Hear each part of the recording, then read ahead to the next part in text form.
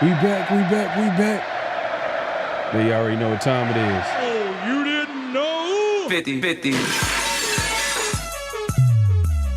Welcome to the 50-50 Show with PharoahNFL and the Severe Raider, the realest show for Raider Nation. The perpetuation of the greatness of the Raiders to take a professional football team and give it a distinct characteristic that's different from all others. Make sure to clock in, like, comment, subscribe, and hit that notification bell. Man, you haven't already, make sure to clock in, hit that like button, hit that subscribe, hit that notification bell. Well, hold up.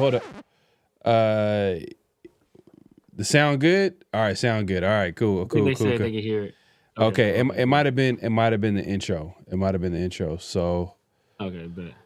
Whew, man. It's been it's been rough, man, with these technical difficulties, man. But we got it going. We got it working today, man. But we appreciate everybody coming through. Make sure to clock in, hit that like button, hit that subscribe button, hit that notification bell, man. We are back, man. Another edition of the 50-50 Show. My guy, the Severe Raider, obviously myself, PharoahNFL. We are going live on both our channels. So if you haven't already, make sure to clock in, man. Hit that like button, hit that subscribe button, hit that notification bell. We got a lot to talk about, man. That we're gonna talk about that Mendoza and Dante Moore reaction, Indiana versus Oregon game that happened last Friday. I'm sure you guys already kind of talked about it, already heard about it, but we're gonna talk about it today. We obviously the news with some of these coaching, the coaching cycle. I'm not gonna lie, it's way better than it was last year, and that's a very good sign for the Raiders. Very good sign for them, especially because going into it, we were kind of like, who can they kind of convince to bring into obviously as Raider fans, we feel like we got a lot to offer, but the reality is that, like, the way they've kind of gotten rid of coaches the last few years, it makes you wonder, like, would that affect the decision making? But having the number one pick helps. It does help a little bit. So, for sure, man. We appreciate everybody coming through. LS in the building says Mike Tomlin would have me on the verge of handing in my fan card. Of hiring Mike Tomlin? Hiring him? Is that what you mean? I've been through too much for that. I think so. I think you'd hire him. I think we're on the same page. Not anything against Mike Tomlin or even Harbaugh. It's just I just don't think it's a good fit. But we'll get into that conversation of, like, Harbaugh, Tomlin. If you guys haven't heard, Tomlin recently resigned, stepped down after they lost that game this weekend, the Steelers. Against the Texans, man, it was a 7-6 game, first three quarters, and out of nowhere, they dropped 23 in the fourth, and it was game over after that. So a wrap. It was a wrap. Yeah, man. Shouldn't have been that close, though. Shouldn't have been that close, man. CJ, I think she's like 4 fumbles or something crazy like that, like something insane. Yeah. Lost 2 or something like that. Right away says silent intro. Yeah, we're trying something new, man. It's the off-season edition, man. So we're going to quietly open the shows. No, I was playing. Nah, man, chill right in the building, man. Appreciate you coming through. Arkham Raider in the building, man. Haven't seen you in a while, man. Appreciate you coming through. We got everybody pulling up today. Arkham says Mendoza over Moore. Okay. Yeah, man. I mean, I can't argue with you after the last game. I'm not gonna let one game change my opinion, though. Yeah, and I know you said that before the game, but my opinion was still the same before the game. Yeah, exactly. Your opinion was the same before the game, so like your opinion wasn't changing regardless. It wasn't. But the thing is, though, I did mention that, like, it's a close enough decision where, like, games like this could sway you a little bit because the game itself kind of checks a lot of boxes in that, like, it's a playoff game, it's a big game, good competition. You know what I mean? Like, there's going to be situational football in that game that you're going to use to evaluate the quarterback. So it could sway you in that way because a lot of things are happening in that game. Now, if it was a regular season game, it really wouldn't matter like that against any other, like, lowly opponent. Yeah, it wouldn't matter. Yeah. But it's just so many things get checked off in this game. And it's the last game for one of the guys that you could evaluate. Exactly. So, you know what I'm saying? So, I mean, what it showed me is reinforced what I've been saying, and people tried to deny it, and it's always because Oregon, because Indiana's a much better team top to bottom, and they're coached much better than Oregon. I mean, that was Salute. pretty plain to see. Salute. Appreciate everybody pulling up. Salute to you, my guy. Salute. RU Ken says, rather have Youngblood than Tomlin, to be honest. We need a fresh. Hey, man, I like when we all on the same page. Look, I guess you want to. I guess we can start off. We'll start off with Mendoza and Moore, right? So last week, it was a big game. It was Oregon versus Indiana, round 2, part 2, and Indiana just. They came, they saw, and they conquered. Man, they dominated. So yeah, and man, if you weren't a Mendoza, if you weren't sure about Mendoza, I mean, he went out there, he threw like 5 touchdowns, a lot of turnovers by like Oregon, especially Dante Moore. I want to put it all on him as far as one of the turnovers was like, the running back, Two of them was his though. 2 of them were his for sure. Yeah, but and that led to 21 points. Exactly. At the end of the day, like this, yeah. So it's a tough situation, but at the end of the day, like it just looked like Moore was a little overwhelmed, just overall from like Indiana being so good early on, especially, bro. First throw of the game, like that set the tone right there. It was just like he took the. Bro, Aaron Throw first start of the game. It was like, I was like, man. But then, like, what did he do though? How did he respond? He responded. Beautiful drive. Yeah, beautiful drive with some beautiful throws, beautiful touchdown pass. That was a pro level throw over the middle of the field. But like I said, bro, like this just showed me, and like anybody that's trying to deny it now, you're just hating. Indiana is a much better team. The defensive line is much better. Its offensive line is much better. Better backfield, better weapons overall. Every time Moore's making a big throw, who was it to? It was to the tight end. But Oregon is a good team too. They're literally one game away from the national championship game. They've only lost 2 games all year. Both to Indiana. Indiana's the better team. Yeah, and it's not even close. Like Indiana is the better team by leaps and bounds. Well, they beat them twice in 2 games. So of course. Yeah, but I'm just saying, just overall, just from top to bottom, just look what they just did to Alabama. Look what they've been doing to everybody. They've been doing that. So it's not just Oregon. They've been doing that to everybody. So you look at it, and they were overmatched. And where they won the game, where they really controlled it, was in the trenches. Mendoza was rarely pressured at all, and Dante Moore was getting pressured quite regularly. And so it was just a different game. Up front they dominated. Dante Moore was down his left tackle, his right tackle, down to his 5th string running back. But at the end of the day, he had 3 turnovers that led to 3 touchdowns. Like, you give up 23 points as a quarterback, like that's a bad game. He just had a bad game. It is what it is what it is. But like I said, there's a talent disparity between those 2 teams. People are looking at the name or of the universities and not the players, or they're looking at the stars. Like if we're looking strictly at stars to determine talent, then everybody should want Dante Moore because he was a 5-star and Fernando Mendoza was a 2-star. So stars aren't the end all be all. Stars are just what gets you in the door a lot of times. A lot of that is politics and like what school you go to and how connected you are, and if you show up to these camps and these all-star games. A lot of that goes into stars, and a lot of kids aren't doing that. So, like, our number 1 overall pick last year was a 0-star recruit. The guy that we just talked about that lost the playoff game last night, Aaron Rodgers, he was a 0-star recruit. He had to go the JUCO route. So, like, stars aren't the end-all be-all. It's not, but a second-round pick was a 2-star. Yeah, it's not the end-all. It's not the end-all be-all. But when you have a lot of of highly rated prospects coming out of high school, that helps with that helps with the talent of the team. You know what I mean? Now, are there going to be guys that don't live up to it? For sure.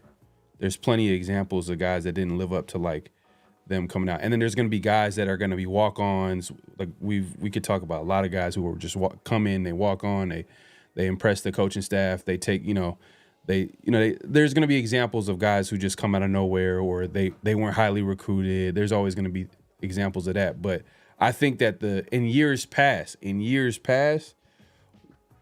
I think stuff like that didn't matter. because I think it's a matter of a numbers game. Now though, I think it's changed. I think Cignetti might have figured out like a little. Crack the code. He might have Crack the code. He might have cracked the code a little bit, Exactly. especially with the older guys. Like he'll Exactly. yeah. But why? See, what's good about that is that that's something that before recently you really couldn't do that, because the transfer portals always existed, but before, if you move schools, you have to sit out a year, or you have to burn like a redshirt year. Now you can. There's a lot more player mobility, so he can get these transfer guys that are obviously that are more mature, more developed, more used to like college coaching, and put that together with his system. And you got a quarterback like Mendoza, who's a very good quarterback. And then like all of that melds together, and that's what leads to such a dominant team. Like perfect example, both the Oregon starting corners were freshmen. Like they're both freshmen going against two receivers that are about to be like Elijah Surratt's about to be a second round pick.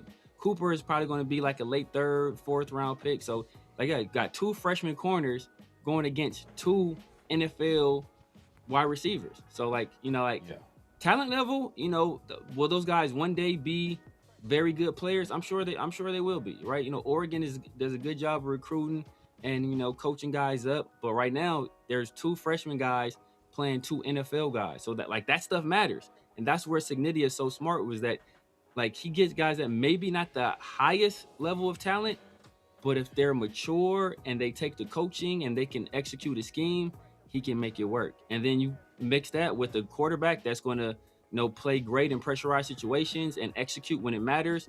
Then you have everything you need to be a dominant team. And that's why they could be the very first team ever to go undefeated throughout the entire season. Yeah, but I think too that's a credit to them, because they're finding hidden gems. They're finding. Oh yeah, definitely. They're finding guys that no one else is talking about. They're taking guys that fit their system. Almost kind of like, it's almost like they're it's almost like in the NFL, like when teams are drafting their guys and they're looking for guys that fit their system. Yeah, and they're applying the same model. A model. Exactly. They want you gotta be this height if you're at this. But perfect example is Mendoza. Yeah. Mendoza wasn't super highly regarded out of Cal. When I already said, I think he was a 2-star recruit or something like that.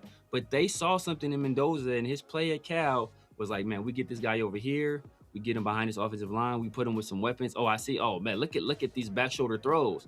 Oh, they don't got really guys at Cal that can really execute that like I do over here. Okay, bam. Okay, I'm gonna get him over here. Play to his strengths. He's super accurate. Oh, okay, bam. He likes to run these likes to throw outside the numbers, like to throw deep, likes to throw the back shoulder. Oh, bam. I got guys that are perfect for him. You put him in that system and he executes under pressure. Oh, damn. Well, there you have it. And that's the recipe for having, a Heisman Trophy quarterback and an undefeated season. Yeah, man. But at the end of the day, man, I think, I don't know if we can all agree. I know you're a big Dante Moore fan, but as far as you've been following along for a while and you believe in the talent and believe in it, but to me, I've said that, Mendoza is like the safer guy. Yeah. You know what I mean? He's the high floor guy. He's the guy that's checked. He keeps checking every box. And he's playing great football right now. He's playing great football. And we'll see what he does against Miami. I think that's going to be a good test for that offensive line for Indiana. I want to see. To be honest with you, hopefully he does get pressured. I want to see how he handles pressure, because that's one thing that I kind of noticed with him that I'm not 100% sure is his ability to feel pressure and how does he deal with it. You know what I mean? There was that moment. I know you said that, Oregon wasn't really pressuring him like that, but there were moments where they did, and I think there was a turn. He ended up fumbling, getting the ball back. But when he got fumbled, but I think it was his blind side, so I'll give him a break there. I think he got hit, he got fumbled, but it's still, it's still those are valid criticism questions, but at the end of the day, I think he's going to be the number one pick. It is, I don't see the Raiders not drafting him. It'd be hard, but it's going to be a long evaluation process. But you know what I thought was funny, and I know that we didn't include this in flagging and play today, but it's definitely honorable mention is Todd McShay. Todd McShay, literally in the same week, he's all like, if I had to choose a number one pick and you told me I had to put all my job on the line, I'm paraphrasing here. He says, I'm going with Dante Moore. And then he just starts going off a list of reasons why he's going with Dante Moore and, his potential, his ceiling, whatever the case may be, right? And then literally after the game, Dante Moore needs to stay another year. He should not come out. He should stay another year. I'm like, what happened to him? Yeah. The whole narrative changed. The whole narrative changed. I think part of it is like, all right, he had to jump ahead of it and try to, I don't know, control the narrative. And he's putting out content. You got to make sure people understand where, But it was kind of, I don't know, man. McShay's kind of questionable, man. He's questionable, and it's been other moments too. Yeah, it's cowardice, bro. Like I said, I'm gonna stand 10 toes down. I said before the game, I'm not gonna be prisoner of the moment. I'm not gonna let one game change my whole evaluation of two guys I've watched, went back and watched. Right, I'm not gonna let one game decide that. Especially when I already said that, like year one, I think Fernando Mendoza is a better player. Yeah, that's been established. I've said that already. So I really wasn't gonna let like one game decide the fate of my franchise. Like that would be foolish. But there's a lot that goes into these evaluations. A lot that I've seen from each guy. Each guys have their pros. Each guy has their cons. I think at the end of the day, and we look up 3 years from now, I think Dante Moore is going to be the better player. And that's not to say Fernando Mendoza won't be a really good player. I think he will be. I just think Dante Moore will be the better player. Yeah, LS says Amalian Pregon out of Oregon. Austin Cerebrum will be tackle at LSU, but I think will be a guard. Okay, these are guys that you're looking at. I know that Pregon dude. Interior guys, yeah. Yeah, if they're there in the second round, man, I'm not gonna lie. I think Pregon probably gonna go in the first. I've seen some mocks right now. It's early, you know what I mean. We don't know what's gonna happen, but I think a lot of people right now have him going in the first round. But if he's there in the second. And I'm hoping the Raiders pick at the top of the first, just so they can get like the best players that are available from that first round. Because we know after every first round, there's going to be a few guys.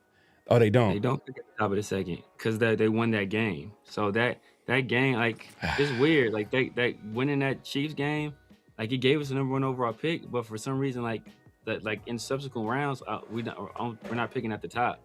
Okay. Yeah, we're going to have to take a look at that. I mean, if they're not picking at the top, would they pick number 2? I don't remember. I had to look. I looked around that time, too. I forgot what it is. Man, that sucks. That sucks. I mean, at the end of the day, like, there's going to be guys available, but it's just like, man, like Raiders, we need it. We need as much talent as we can. So if a guy like Pregon is available, to me, that's an easy, no-brainer decision. I'm not going to lie. What would make it tough is if, like, a number one receiver is there. Yeah, if Denzel Boston is there and it's Pregon, I'm like, oh man, that's tough. I have to go Denzel, but yeah, but because the only reason why I say I have to go Denzel because I'm in the assumption that the Raiders are going to be super aggressive in free agency to upgrade the offensive line, and Caleb Rogers and Grant have kind of flashed a little bit, but not enough where you can't be aggressive in free agency. Like you have to get like a couple of guys, whether it's an interior or not whether it's like hopefully we're at 36. Somebody said in the chat 36. 36? Hold up. What's the first pick? First was the 33 is the first pick? 33. I mean it's not bad. Third pick. So fourth. Oh, that's the fourth pick. Okay, 33, 34, 34, 35, 36. Damn. Oh, that is ugly. Damn, man. They should just kept Kenny Pickett should have been playing the whole game. The whole game. Yeah. Man. Oh, all right. That's a whole, yeah. Yeah, I don't even want to get into that get into that. But yeah, man. To me, obviously, last game you don't want to base it off all in one. When I was playing, y'all. Carroll got his win. I know, right? But all right, well, just I guess the last thoughts on the Mendoza and Moore thing is, to me, it just solidified Mendoza. You know, it just makes him now like if he throws like 7 interceptions. This next game, I'm not gonna base it off one game, but it would have been like it would you know what it would do though? I don't think that it should change your view on Mendoza, but it also will bring the reality of Mendoza, what he could possibly be. You know what I mean? Like, you know what I mean? Where it's like, all right. Because right now, everybody is like riding the Mendoza wave right now. It's like, oh man, this guy. I've heard people. You sent me something where a dude was comparing him to Peyton Manning. I'm like, oh, okay, calm down. Calm down. This was gonna be flag on the play. I was gonna send you this because this was like a crazy flag on. It was a crap flag. Like, getting in the comments was wild, but it was like there's like, oh, it's like look at Fernando Mendoza and Joe Burrow. Their stats are eerily similar, and then it's like swipe for their stats, and it's like Joe Burrow threw for like 2,000 more yards and like 20 more. It was like higher completion percentage. I was like, come on, like don't say their stats are eerily similar. He did have like 200, I think, more attempts than him, but I'm not gonna lie. But he threw for a higher percentage. So like, if anything, you threw for more attempts, you should throw for a lower percentage. Yeah. No. And I'm not even doubting. I mean, Joe Burrow is Joe Burrow. Like at the end of the day, but he did have the two best receivers in the NFL right now. Yeah, not this year. JSN was the best this year, but yeah. Well, they had 2 top 5 guys. What? Okay. What? Would you move Jefferson down to number 3? Yeah, just based on this year, yeah, probably. I mean, yeah. But I'm just saying, Jamar Chase and Jefferson are your two. That's like, I know we kind of say like, oh yeah, this team has 2 number 1s, but literally, he had like 2 dominant number 1s. Jamar Chase is a dominant number 1. Jefferson is a dominant number 1. He had him at LSU, and like he took advantage of it. And like, I'm not taking away anything from Burrow. You know what I mean? But I just don't like, sometimes people can get carried away with that. Oh, but he had this guy. He played with this much talent. Yeah. I think you should find other ways to evaluate the player outside of him. Now, you could say like, man, he succeeded despite not having something. I think that's kind of a good way to look at certain things, but you still have to find other ways to like kind of like figure out if a player is good or not, because you can't just say, oh, he had a good offensive line or he had good weapons. You got to figure out if he has some transferable skills, right? You got to see if he could be successful long term, right? So, yes, the thing about Burrow is that it's like what you have to look at when they have those level of weapons. First of all, you have to look at the ball placement. Like, is it just like they're just making circus catches and bailing this guy out, like, you know, or is it him like delivering the ball where it needs to be? Also, Burrow's anticipation, like his ability to throw guys open, like that was next level. You know, that's still stuff we haven't seen consistently from Fernando Mendoza. You've seen Fernando Mendoza when he sets his feet, he's super accurate. Like I told you in the chat, like or you know on DM, like those deep out routes, those are some of the toughest throws like you can make, and he was delivering those things like, you know, on time and super accurately.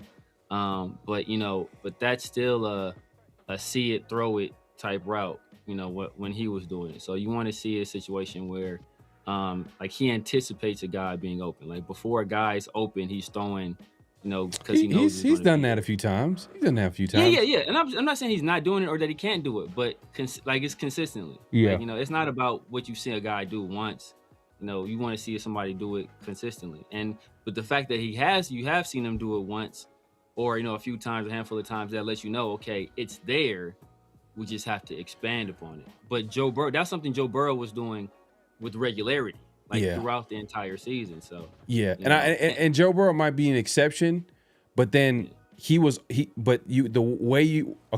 I can see why people can compare Burrow to Mendoza in this way, is that they had a huge season, huge Heisman-worthy season, and then they're going into draft. They're going to be number 1 pick. And then if you look at it, Burrow, he's not like a super traits guy. You know what I mean? He doesn't have like a big arm. He's not super athletic, but he checks every box though. He has a good enough arm. He can make all the throws. You could probably say his anticipation is probably elite. You know what I mean? His mobility is good. It gets the job done. He can hurt you with his legs, but not like he's not Josh Allen. He's not Lamar Jackson or whatever. And that's kind of like where Mendoza is. And Mendoza kind of like, I'm not gonna lie, like he's doing it against like, you know, good competition. At first, I was seeing it like kind of pop up. Like I remember I sent you a clip of him at Cal. I'm like, man, he kind of separating a little bit. But nah. And then he's that underrated athlete. Underrated. And the thing is, that just makes me even more comfortable. Like, all right, cool. You know what I mean? That's not going to be his game, but he could. Yeah. If it's there, he has that ability to take it. Yeah. You know, you gotta respect him as a runner. Yeah. And so that's one thing. Yeah. I think it's big. Well, he had 2 big runs. I think the one run where he was like, only person chasing him was the D tackle, and I was like, this is like as he saw he pulling away from the D tackle, like it's him all the space by himself. Then the other run though, where he was like. He had some he's navigating through the trash. He broke for some yardage. Yeah. And then he tried to put a little sauce on it. Yeah. And then he fumbled. So that's the situation where that's what I tell people, like he fumbled twice in that game. We look at Dante Moore. Dante Moore had 3 turnovers, and that's bad. Yeah. Fernando Mendoza fumbled twice too in a game where he basically wasn't really pressured. So, he had those 2 fumbles, and I think on the one play he fumbled twice. He picked up his own fumble and then like didn't throw it away and like fumbled again. I think the same offensive lineman recovered both of them. So it could have been, he still would have had a great game because how efficient he was throwing the ball, but he could have also had, multiple turnovers in that game too. So, but I was talking to somebody and, just to kind of put a pin in this because I see it's funny because I see some people in the chat, they're like, I don't care what Mendoza does in the championship game. He's my guy. But it's like, but Dante Moore didn't play well this last game, and now he's like not the guy. We can't draft him at all. So it's funny the double standard. But I'll put people to this because whether that's Moore in this game or Fernando Mendoza goes out and struggles against Miami, Sean McVay's last game as an offensive coordinator, I think in the must-win game, against a divisional opponent, he only scored 10 points. On offense. His offense only scored 10 points, and as a result, his team was eliminated from the playoffs. Yet and still, the Rams saw his offense struggled in a must-win game to get into the playoffs, and they still hired him because they didn't let that last game dictate what they saw from him overall as effective head coach. So I just warn people, a lot of people, they love to be just prisoner of the moment, and, calm it down. I hear you, but I still think that like last game was like a big, like they're gonna use that as an example to evaluate Dante Moore, and it's a big piece to it because, like I said, it checks. I'm just saying, like it's like, what are you looking for? What are you looking for? Competition. Okay, competition. Okay, you're looking for big moments. Okay, big moments. Playoff game. Okay, you're looking for how does he deal with pressure? Okay, like how does he deal with adversity? Like all these things are happening in the game. I think that's going to be a big game that's going to come up. Especially he played him twice, but especially that game because it was literally the game right before the reason why I say this is because we use it against other QB prospects. I mean, I don't want to compare Dante Moore to like a lesser quarterback, but like for example, Drew Allar, people question him like in big games, like he doesn't like show up. Like that's something about him, right? So that's something that people use. But I hear what you're saying. You want to use a bigger sample size before you could. Especially when he just played the game. But I'm saying like it's different circumstances where it's like where he's down 2 starting tackles, he's down to his 5th string running back. He's also playing even if he has his 2 starting tackles, I still think Indiana has a better front. I've been saying this. This is not stuff. It's like prisoner of the moment type stuff where I'm trying to have revisionist history. I've been saying this the entire time. People just didn't want to listen, or they want to deflect. They think I'm just trying to grade them on the curve. Oh, I still think Fernando Mendoza is a fantastic prospect, but I think he's on a much better team. And I think that people don't want to give that team the credit because it's Indiana or because the guys don't have the stars. Like, Kursignetti is operating at a different level, along with Fernando Mendoza, right? They're both doing fantastic things. Yeah. But I don't think they're giving the other guys a lot of credit. Like, the game before this game, didn't like an offensive lineman win player of the game against Alabama? Like, I think Mendoza's. I think Indiana was good before Mendoza got there, but I think Mendoza took him to another level. Like, yeah, I agree with that. But this is also their second year in the system. So last year was Kursignetti's first year. So it's also their second year in that system. And a lot of those guys he brought with him, he brought from James Madison. So this was their first year playing Big Ten football. Now those same guys, this is not a shot to them what Big Ten football is. It's Big Ten. Now they're Big Ten players. You add that, plus you add a quarterback the caliber of Fernando Mendoza. That's how you go undefeated throughout the whole season. So I think it's both. I mean, you don't want to take credit from one and give it to the other, but it's both together. Yeah. Before we move on, do you think Moore comes out? Yeah, I think he comes out. He comes out? He'd be crazy not to. He's still going to be the number 2 overall pick.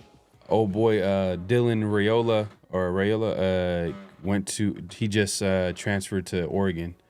So that might be a sign possibly that Moore might be on his way out. But then there was I think a D tackle that everybody thought was going to come out of Oregon, and he's staying.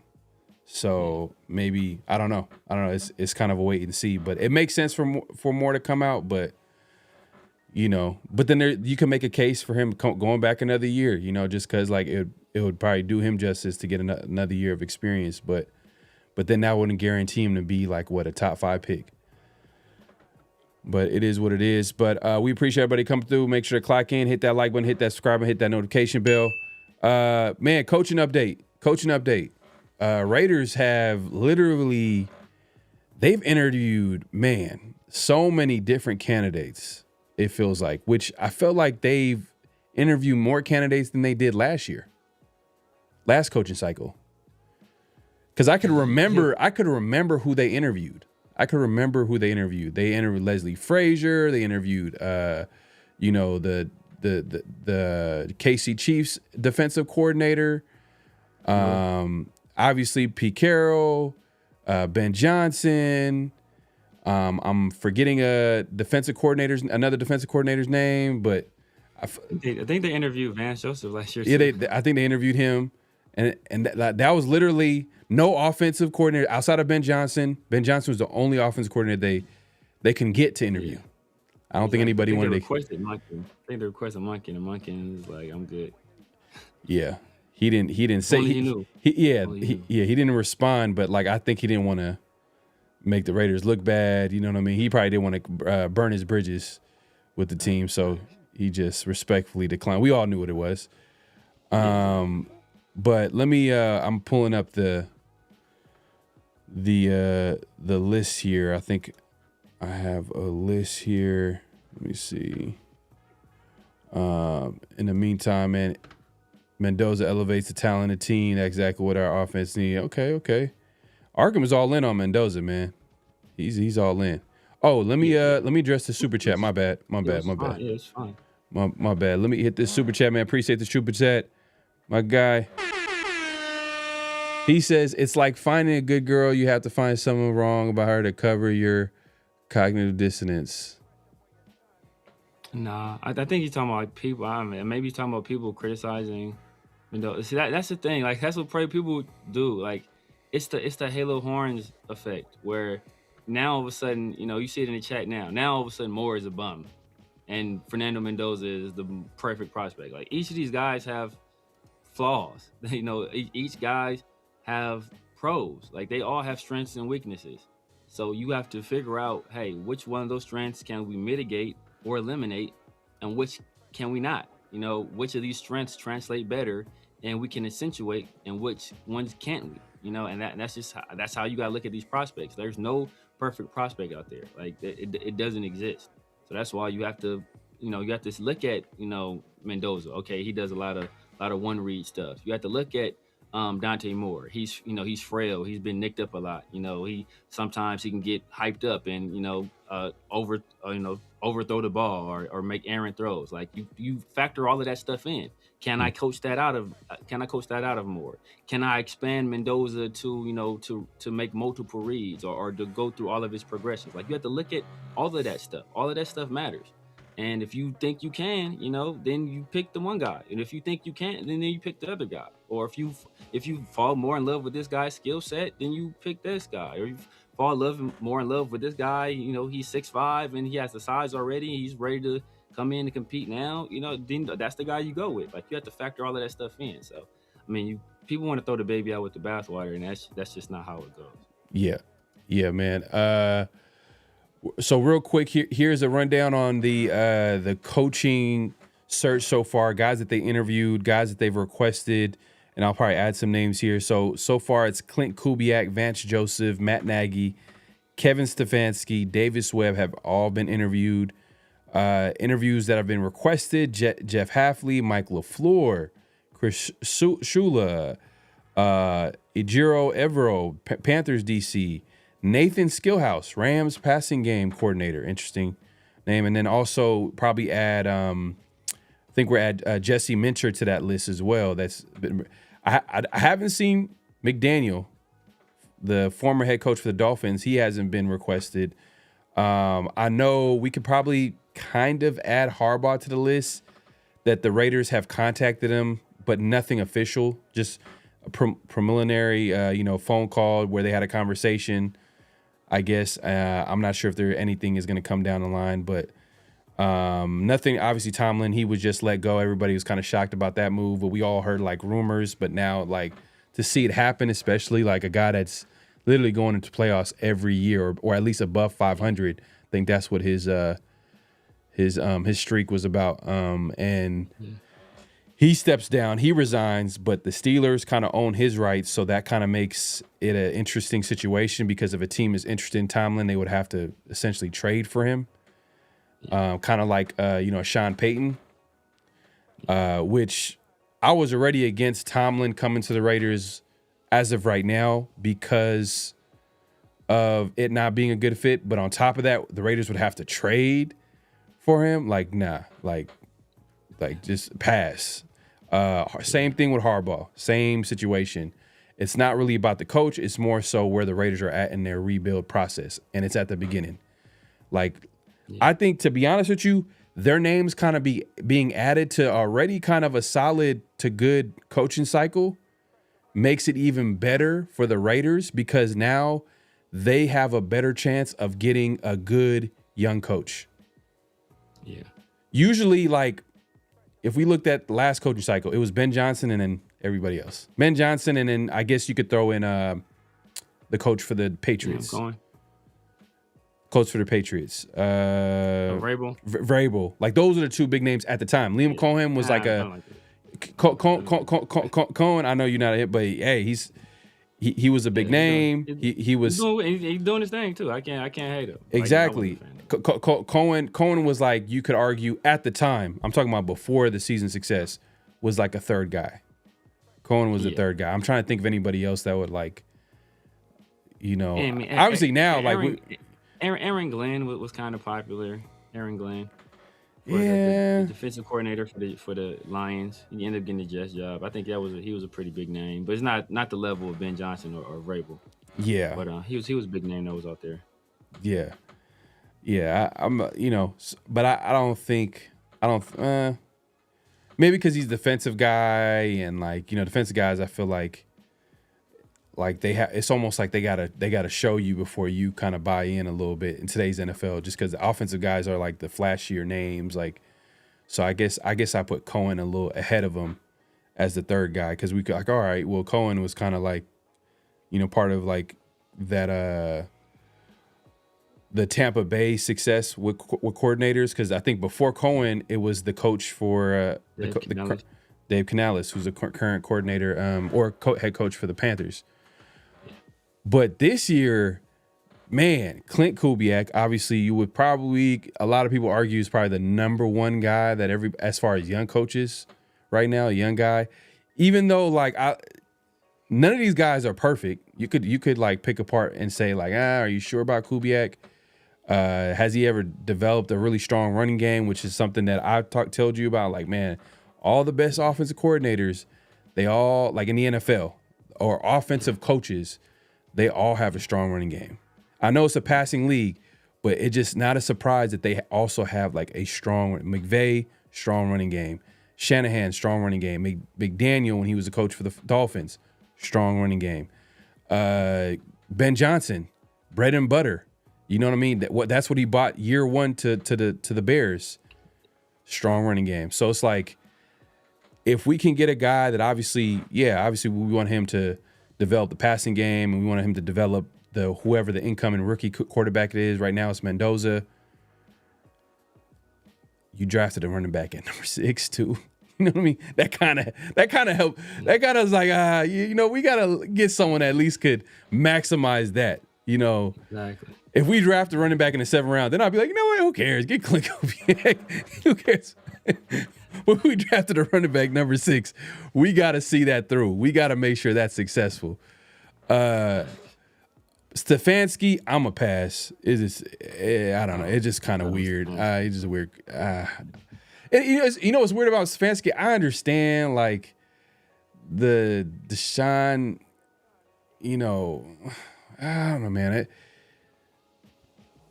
He's an offensive coach, but like, did the Browns ever have a good offense? I know they had a good run game at times. They had a good run game. Good run game with Nick Chubb. But offensively, I don't even. Not really. How are you an offensive coach and never be good offensively? It's like, man, that's what's tough. They caught fire a little bit. Remember when Joe Flacco was there? They caught fire a little bit when Joe Flacco was there down the stretch of that season. Then they went to the playoffs. Face, D'Amico Ryans, and I don't want to say Texans whipped their ass pretty badly in the playoffs.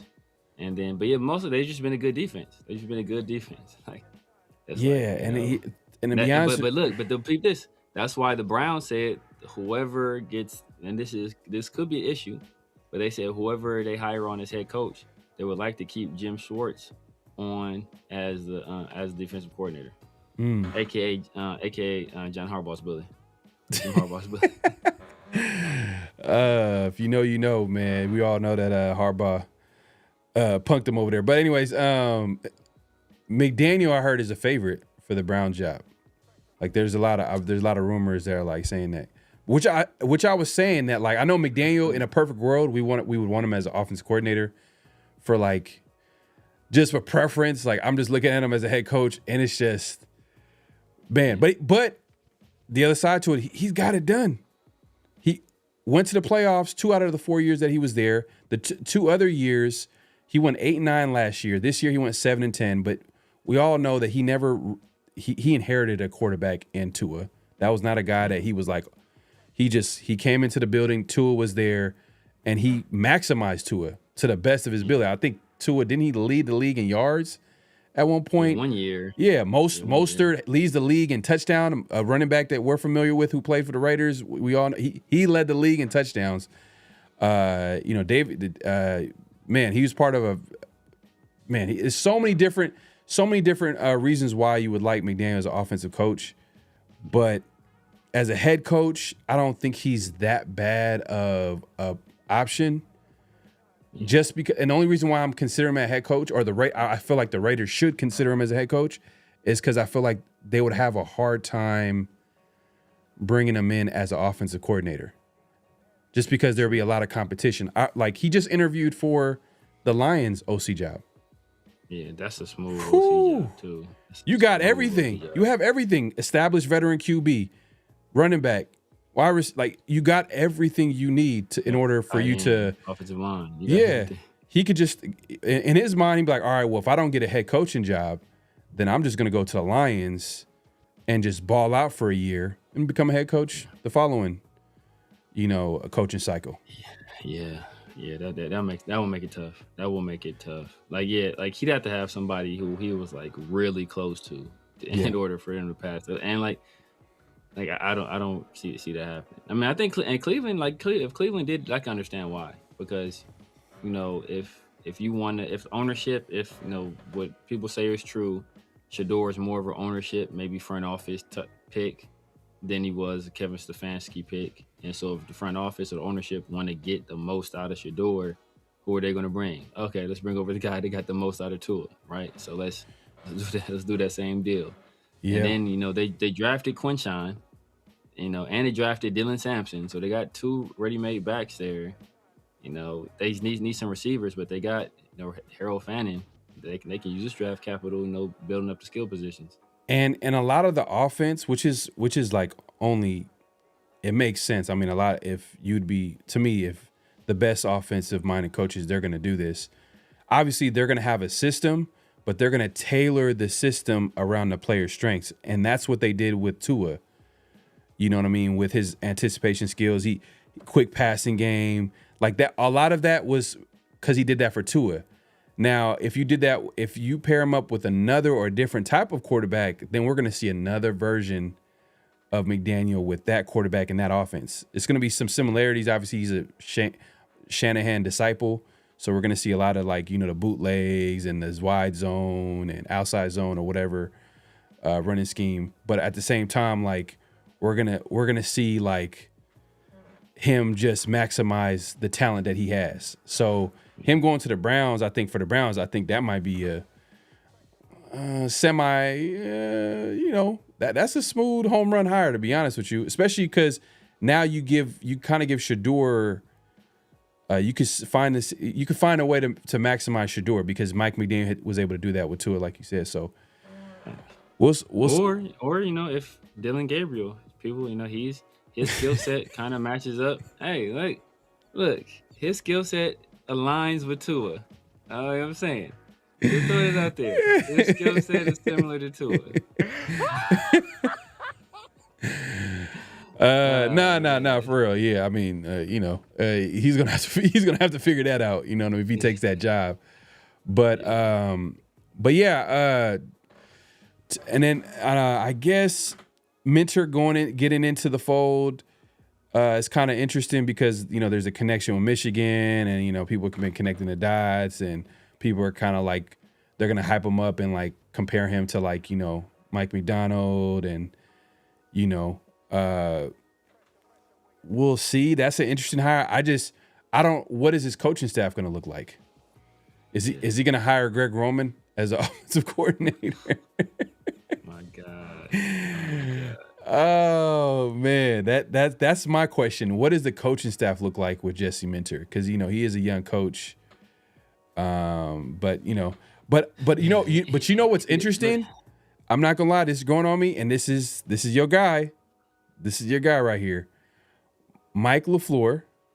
Yes. As a head coach option, he's currently the offensive coordinator for the Rams, and a guy that the Raiders have interviewed for the head coaching job is Nathan Skillhouse, and he's the passing game coordinator.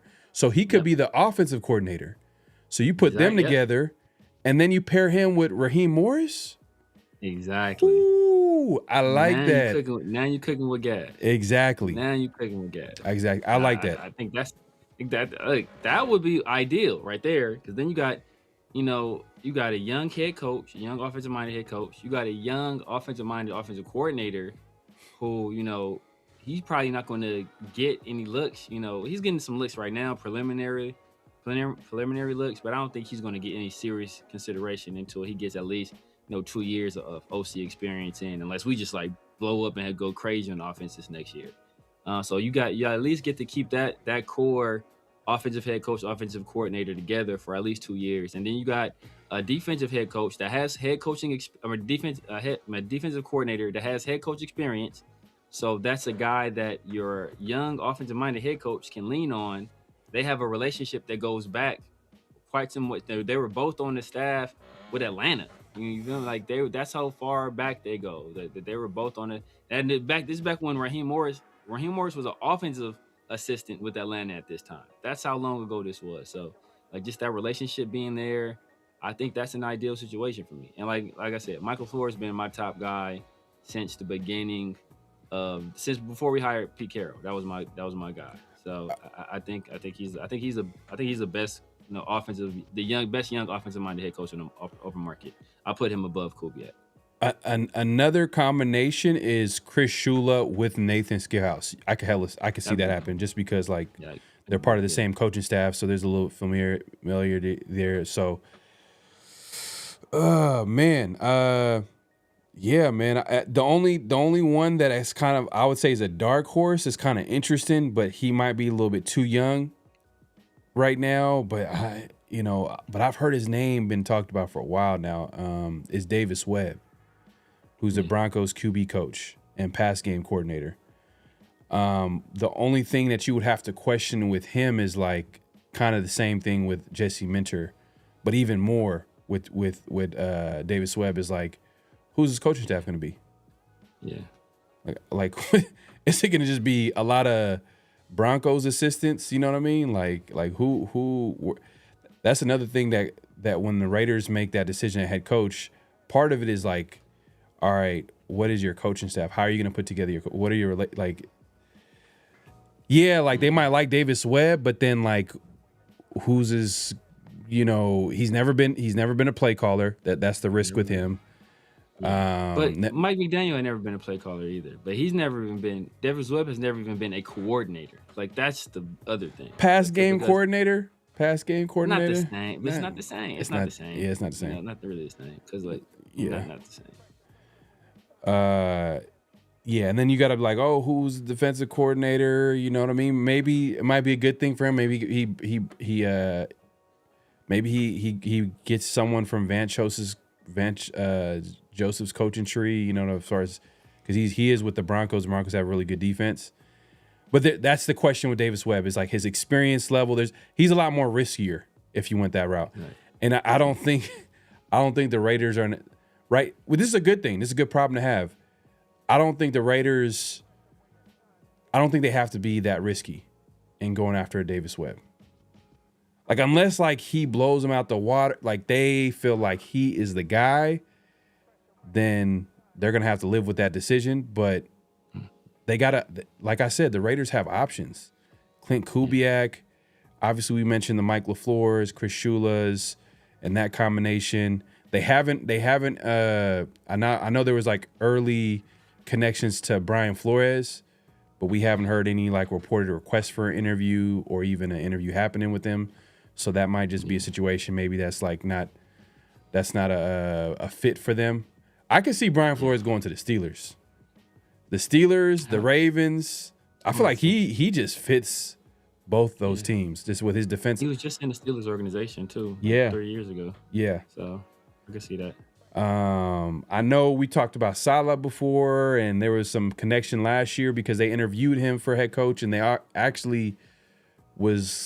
promised him to become the next head coach after Pete Carroll. Yeah. But we haven't seen any like reports of him kind of getting interviewed as well. So, but he's doing a hell of a job with San Francisco. I'm not gonna lie, like, bro, like who is on that defense that's healthy, like, and he's figuring out a way to like get stops. Yeah, I'm trying to think. Yeah, because we've requested those other guys. We never even requested Saleh yet, right? Yeah, and Saleh has been the reason why Saleh is so popular, or why I think Raider fans would be okay with him, is because we feel like that's where Mike McDaniel can come in and be the offensive coordinator. But like I said, bro, there's no way that he's not going to choose the line. He interviewed for the Lions, like he got that in the bag, like. Yeah, that's his like. All right, you guys not gonna. Okay, it's between us two. Yeah, come on, dog. It's like, come on, dog. He just interviewed with them to let them know, like, hey, I'm interested. I just gotta see if I can get a head coaching job. If I don't get the head coaching job, then just save me a seat, man. Just make sure keep this place. I think for me that's his number one. It has to be like his number one spot, just based off like the talent they have on that offense, and it just would be easy, like, okay, 1 year, I'm going to just do my thing with the Lions and then become a head coach in 2027. The one thing was the Lions, and when the Raiders job opens next year, I can take that. See, that's that 3D chess right there, man. I see y'all in 2027 Raiders after you fire this guy. It's that 3D chess. But yeah, man. Were you surprised about Tomlin resigning? Yeah, but I think it was kind of a mutual thing, though. To be honest with you, like I did Tomlin did he step away because like you could see the groundwork was being laid because there were reports saying like, oh, Tomlin was considering himself, like, how much longer does he want to be with the Steelers? So I think there was already conversations within the Steelers building that they weren't going to bring Tomlin back. So, I feel, and this is pure speculation, that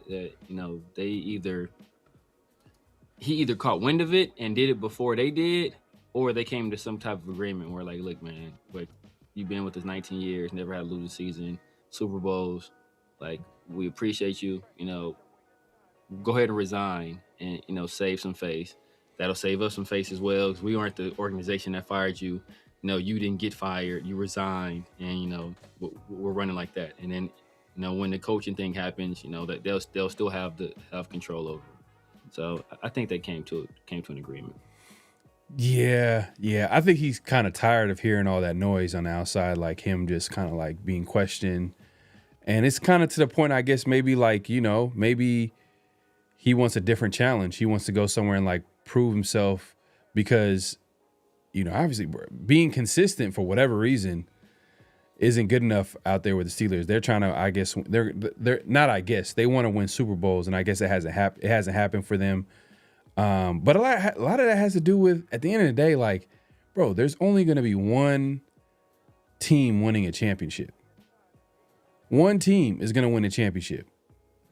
And we all know that in order to win that championship, you either have to have, either the best or top 3 quarterback along with a good team, or you have a crazy roster like the Eagles. You know what I mean? Where they're just talent everywhere. And then you got a guy that's like semi top 10, maybe top 15, you know what I mean? How depending on the day, how you feel about him. And like it's hard to do, man. That tells you how hard it is to win in the NFL. But something has to be said for him being consistent year in, year out, above 500, going to the playoffs like almost every year or every other year. We'll see where he goes, because I seen someone say something like the Tomlin and Harbaugh are like an example of like the rah-rah coaches kind of leaving the NFL. Like today's NFL is all about the smart, you know what I'm saying, like those innovative, offensive minded, like those, like Tomlin and Harbaugh are like kind of like more of like these old school types of coaches that the NFL like is slowly, or they're moving away from, kind of. Yeah. But then I'm like, well, I don't is that true? Because is Saleh is kind of like, isn't Saleh kind of a rah-rah guy? You know what I mean? And he's a guy is a popular candidate to become a head coach. I know he's one of the best defensive minds in football, but I'm like, I mean, Tomlin was a defensive coordinator before he got to the Steelers. Yeah. Harbaugh was different though. He was exception to the rule. He's special teams coordinator. Yeah, but I heard, did he coach DBs at all? I don't know. I mean, I think part of what got him hired was his name. Oh yeah, his brother was cooking. It was like, let's get some of this. Yeah. So I think that's part of what got him a job. But yeah, like I wouldn't put Tomlin into a rah-rah tiger. I don't think he's like a rah-rah guy. Really, he seems more like a no nonsense kind of guy. Yeah. But, he'll like get on you, but afterwards he'll put his arm around you. But had been hard on you because he's kind of he's no nonsense, but he's also like a player's coach. It's like kind of random. Exactly. Like he's a combination of both. Usually it's like no nonsense and like my way or the highway, get out of my face, or or just super like cool, like players coach. You know what I mean? Like, but he's kind of like a common. It seems like a combination of both, because you see like the respect that like the locker room has for him. I remember that I think it was a clip that we might have played on the show, but you might have sent to me where a player was just while he was talking, he was just. I think a player was coming in an interview where he was joking around with Tomlin or something like that. Who was? I forgot who it was. I can't remember who it was. You know what I'm talking about, right? Like, yeah, I know what you're talking about, yeah. But it just showed like, oh, okay, like that's the type of relationship they have. Like that's the type of locker room they have. Is like they can do that and still have like respect for him as a head coach. And I'm not gonna lie, I had a lot of respect for him for that Antonio Brown situation. Like, whew. Yeah. No one didn't knew know how crazy it was. Right? No one knew how crazy Antonio Brown was until until he left. And then the thing is too, part of the curse of the Steelers wide receivers, or kind of, George Pickens kind of broke that a little bit, was because how well he could handle like these big personalities and not make it a problem for the team. And then once they go to another team and it's just like, the rest is history. But let me address the super chat real quick. Man, appreciate the super chat. He says, "How y'all doing, fellas? Predictions on Seattle versus SF. Also, would you be intrigued by trading back from the first pick just to pick up additional picks?" I'm going Seattle. Last time I picked the 49ers, I might have picked them just because I was trying to get an upset. But as y'all might have found out, we end up losing NFL picks that week or that just the year. But I'm going with the Seattle. I think Seattle's they've been dominating.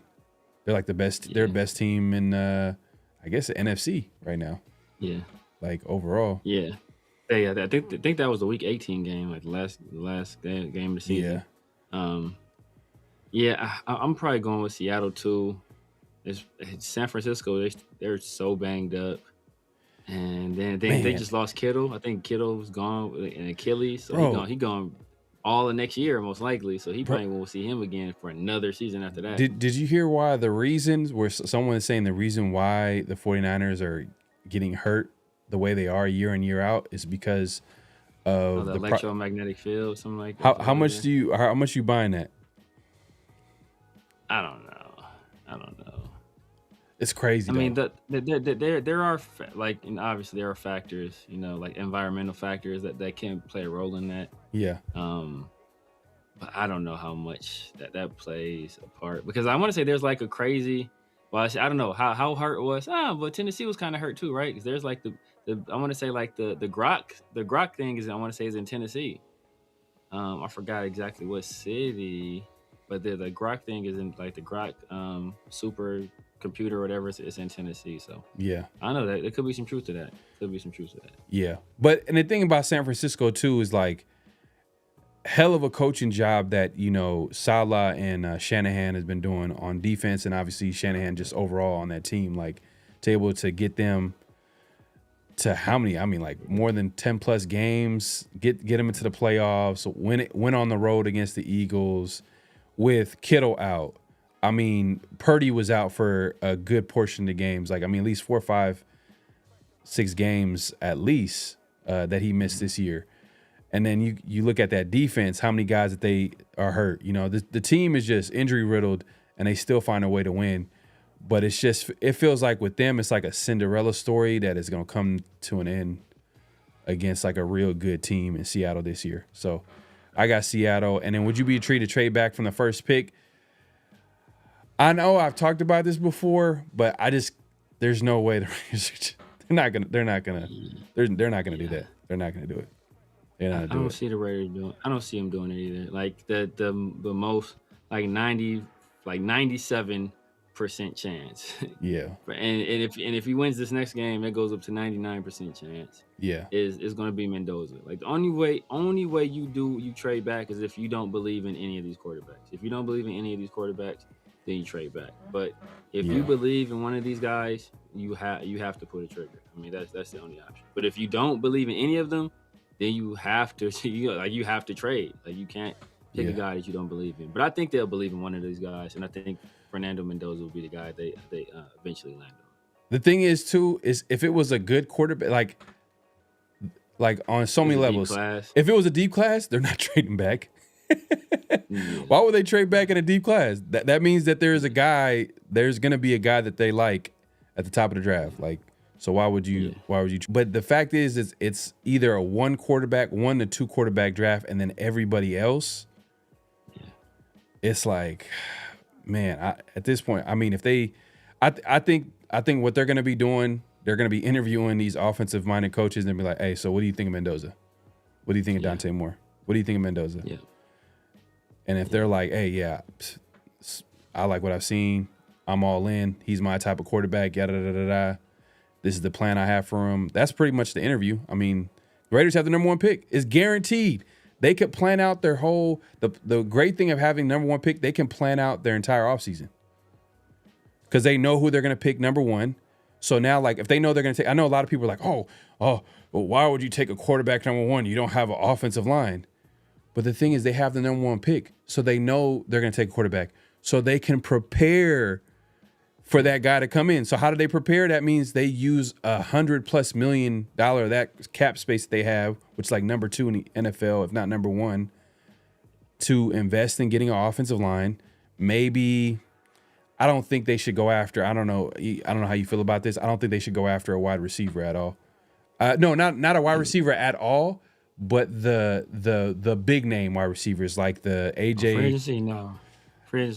I don't want no AJ Brown. I know he's currently still with the Eagles, but I don't want no AJ Brown. I don't want no for sure not the wide receiver with the Cowboys. I'm sorry. Like he's just he's just not gonna work. He's not gonna He needs to go to a team that everything is established. Like everything, there's a structure, everything is established. There's a good veteran, like there's people in there that will check him and be like, hey. Like, you get what I'm trying to say? He needs to go to a team with a quarterback that will be willing to check him. Like, I don't think Mendoza. Oh, nah. Like Mendoza's not about to check short pickets, like, or AJ Brown, right? And it's just not his way. Yeah. And some guys, like I said, sometimes you command respect, and sometimes you got to demand respect. And it's easier to demand respect with some players than it is others. And I don't think AJ Brown or George Pickens make it easy, especially for a young quarterback to do that. Maybe Alec Pierce. I can see Alec Pierce because they have a lot of cap space. They need some size at wide receiver, so he kind of fits that. Like, I mean, we're not just some size at wide receiver, just having an outside receiver, legit outside receiver. Alec Pierce kind of like technically fits that role, but I don't look at him as number 1. He's not like a number. He's not number 1. He's not a number 1, but he is a starting caliber outside receiver. Yeah. That's what he is. So, and then the Raiders can possibly like sign him to like a contract that makes sense to them. Probably going to be a lot of money on the front end, but then they can like strategically like get a wide receiver 1 following draft. Yeah. Get their guy like in the first round. Who comes out that draft? I mean, most likely, well, we'll see. We'll see how the Raiders season go next year, but. Jeremiah Smith might go. Man, he might go. He's going top 3 for sure. Yeah. Unless he tears something up. Yeah, because Malik Neighbors went number 4. So. Yeah, and Jeremiah Smith is better than Malik Neighbors. Yeah. As a prospect. What he does in the NFL, that remains to be seen. But Malik Neighbors was my number 1 receiver that year, even when everybody else had Marvin Harrison Jr. I had Malik Neighbors as the number 1 receiver that year. Yeah, and that's for a reason. So it's like he was. But what could work out in the Raiders' favor is if, like, let's say the quarterback class next year like balls out, that's gonna like. It's supposed to be a deep class too. They say it every year. The only time it really was. That was 2024. Jaden Daniels. Yeah, like where they took like 6 quarterbacks in the top, 10 picks, 12 picks.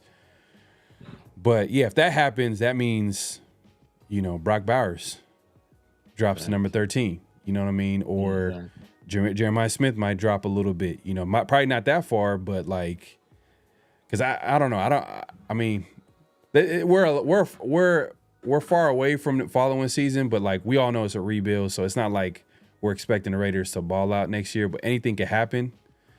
I know a lot of people are like, man, if we get a quarterback, and this is another thing too, before we move on, because we got to go to flag on the play.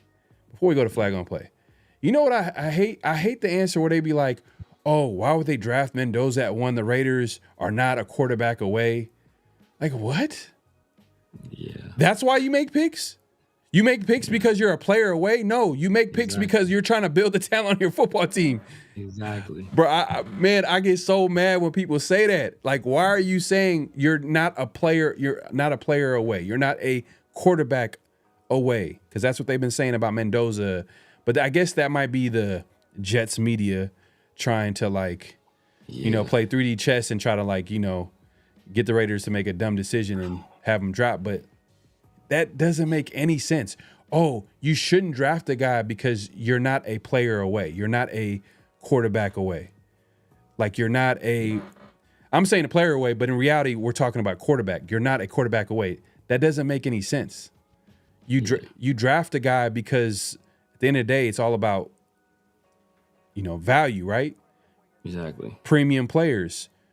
One of the premium players that you want to draft high is a quarterback. The premium player. Like, what are we talking about here? Yeah.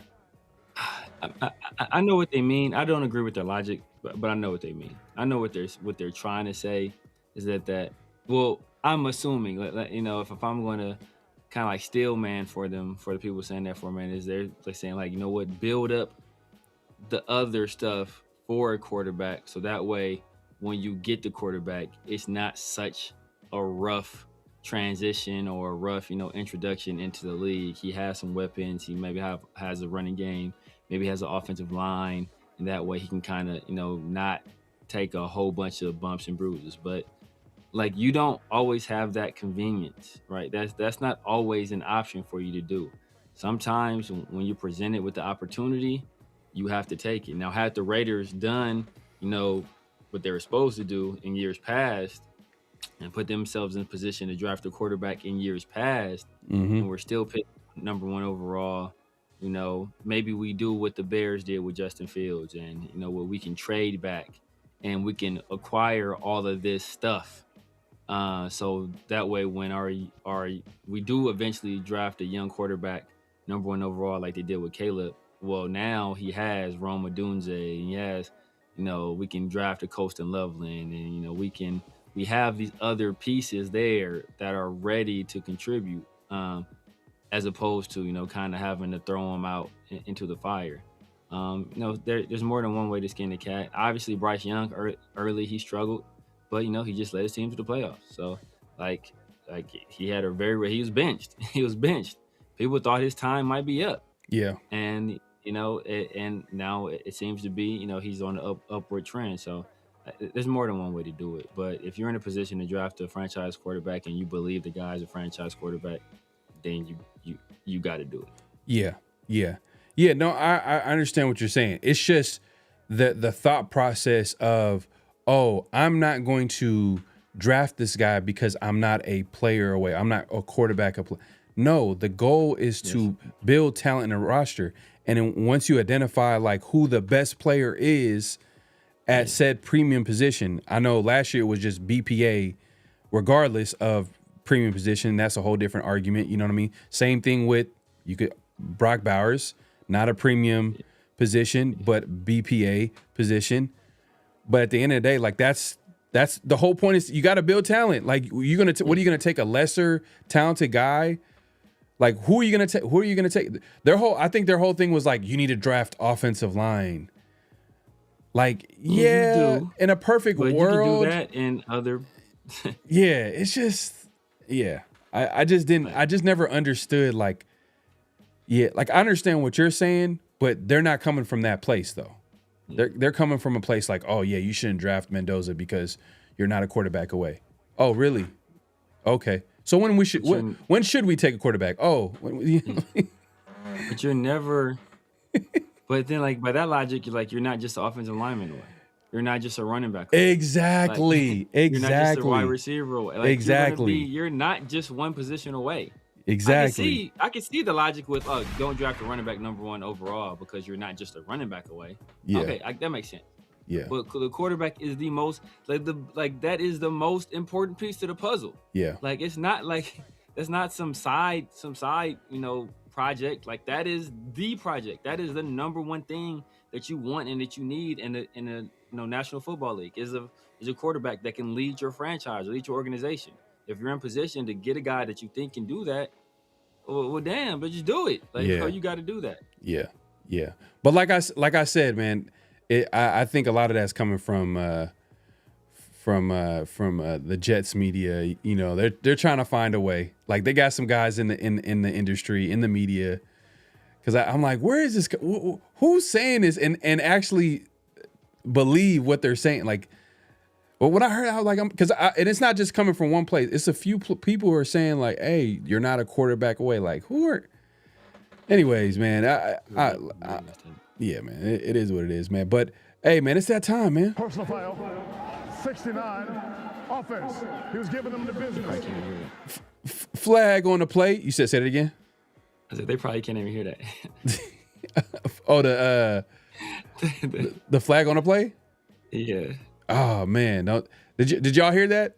Let me know in the chat, man. Let me know in the chat. But hey, it's that time, man. It's flag on the play, man. What we got this week, Severe?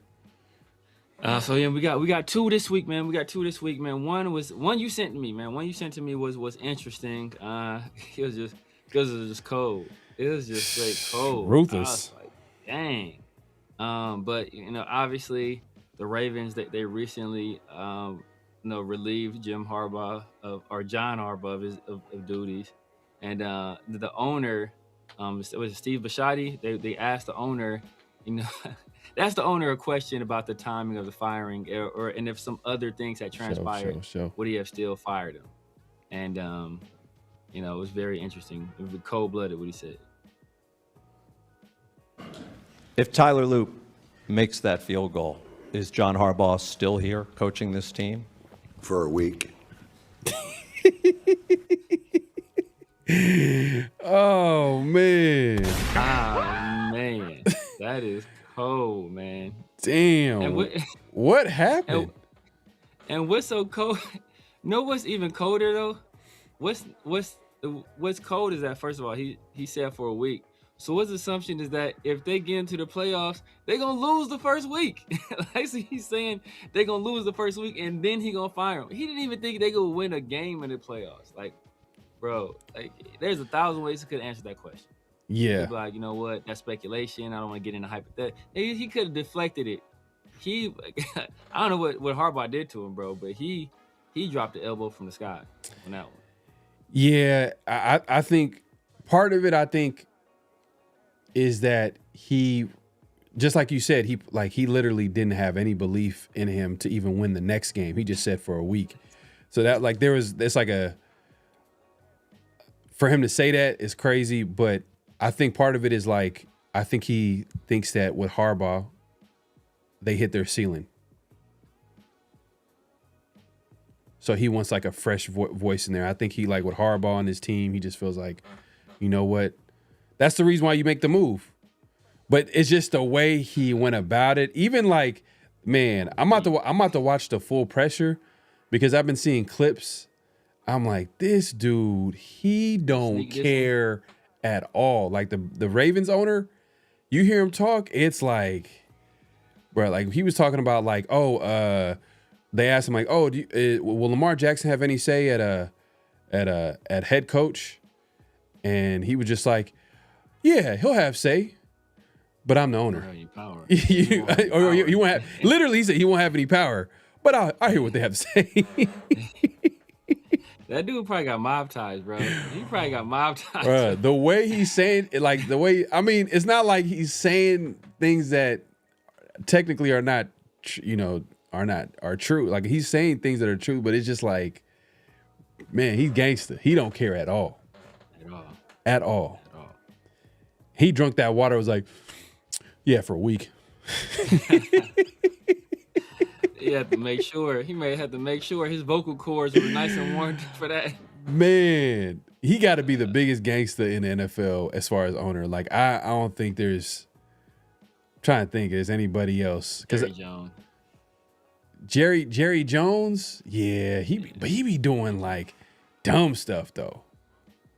Yeah, but he be gangster as heck. Jerry Jones does what he want to do. Yeah. Bro, like, he don't care what nobody say. Yeah, he does what the heck he'll make comments about the team. At least Bisciotti. But he got a crazy last name too, man. I could see like if I was Yeah. if I was in elementary school, I would have fun with that last name. Be immature, Man. hella immature. But Man, crazy. my guy Raider Smoke with the super chat. Appreciate the support, my guy, man. He says, my folks, my 2 cents, don't overthink it. Get your QB, free agency, address the offensive line. You can't pass up on opportunity to get. Yeah, facts. I think we're all on the same page. Like, we all feel like, hey, if the Raiders are going to spend their money, spend that money at offensive line. I think, Charles, the good thing is, though, the Raiders have, finally, they got a little bit of upside with some of the young guys at offensive line room, but I don't want to depend on them taking the next step next year. But then it would be nice for them to, make it a tough decision on who's going to be the starter going into next season. That's a good problem to have. But you got to bring in some veterans. And I think that starts with the number one target is the guy, the center from the Ravens. Linderbaum. Yeah, he's gonna bring everything all together, in my opinion. Cause Shotty might mess around Shotty. and put a call in on spy tech, like, bro, you better not. Might beat his ass. He just calls him up. It's like 125 East 1st Street. It just hangs up. Yeah, the way he talks, like he. Why do you say my address? Damn. Yeah. Nah. I mean, it'd be funny like hearing them talk about like, cause how long has he owned the Ravens?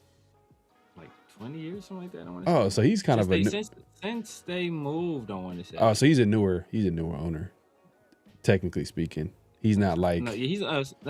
I want to say since they moved. I don't know how long ago that was. Yeah. Yeah, man. So I gotta watch that Full Pressure because he is wild, man. He does not care at all. And it completely different owner than Mark. Mark is like a nice guy. Yeah, fact. Like the way he addresses everybody, like it's just he's a nice guy. He's super affable. Like he likes to be, funny and have fun and stuff like that. But if you had to put money, who would win in a fight? Oh, bro, come on, dog. Mark Davis is a 60-something-year-old ginger, bro. He ain't got no hands, bro. You leave Mark Davis out in the sun too long. He's all fucked up. Oh man. Yeah, he just, bro. But Shotty, he would get down and he would fight in the brawl, man. He's crazy. But yeah, man, Raider Smoke, man, appreciate the super chat, my guy. We got another flag on the play. We got one more flag on the play. It's interesting, man. I was peeping this, and there's a star running back who he wasn't able to identify who Aaron Donald was, and the reason why is quite interesting. You picked the Broncos to win Super Bowl this year? I don't know because I don't watch football. That's a fact, dog. I don't know how you do this at that level, bro, and you don't turn on the TV. Yeah, I don't watch football. That is crazy. I couldn't even tell you who else is going to make the playoffs. For real. I think it's good, though, because it keeps everything fresh for me. I feel like you can burn out doing too much focusing on that. It be all pro players. You ain't never heard of this man, bro. Yeah. We'll be in the game, and you'll be like, man, that number 99 good, bro. He made some plays. Like, AK, that's Aaron Donald. That was pretty cold. That's Aaron Donald, AK. Bro, like cold. this. Yeah, you don't know this man? Pretty cold. I'm really more of a buff on the process. Like, I like the process. Yeah. I like being around Sean and then seeing him go somewhere else and implement what I know we went through and it working. For sure. And he 12-2, so I know that's process. Yeah, flag on the play, man. How do you not know the competition? How do you not know your peers? Like, come on, bro. Like, do you? First of all, for me, I question: is he actually telling the truth? I saw so for those who don't know that it was Alvin Kamara, and I think he might be telling the truth, man. Like, I know us, we're sports fans. I know there is thousands of athletes out there that are sports fans that love the sport, and they follow the sport. And all these athletes, they worked hard and they want to get to the league, obviously for the money, but because they love the sport. But there are athletes out there, bro. This is just my job. Like Jokic, bro. Yeah, Jokic, bro. Jokic loves horses more than he loves basketball. Like anybody will tell you that. He goes in an off season. He goes back home and he takes care of the horses. Like there are guys that, hey, this is my job. You know, I'm gonna do what's necessary to be good at my job, but I'm not going this on my free time. Like people like this, bro. Like if you worked at an accounting firm or something like that, like you wouldn't spend your free time. Like, oh man, now I'm about to day trade. Like, nah, bro. Like you go, like this is like I do that for my work. Like I'm not going to spend my off time doing work stuff. And some people just view the NFL and the NBA and Major League Baseball, that's just work. And like I ain't working off the clock. Like, right? That's not what I'm doing, right? I'm gonna do what's necessary for me to get the job done. And he feels obviously he's been an effective player for a long enough time to say, no, he does what he needs to do to be good on Sundays. Yeah, I just don't buy it, man. I don't believe it. Like come on, Aaron Donald. How do you not know arguably the best defensive player of his generation? Yeah, for sure this generation, yeah. So I don't know if that's just like, maybe an attention thing. Like he's just trying to prove a point. Like I don't care. Like, you know what I mean? Some people kind of try hard to act like they don't care, but they really do care. Come on, bro. Like, I'm just a fan. I'm just a fan of the process. Like, yeah, you could be a fan of the process, but you don't know any player. Or he might know the name, but not know their number. Like he don't know any player, bro. He's been in the NFL. He might know their name. He's been in the NFL. He's been in the NFL for let me see how long he's been in the NFL, because it's a recent interview, right? I believe so, yeah. So I think he's been almost 10 years. Like 7 years. I'm thinking. Let's see.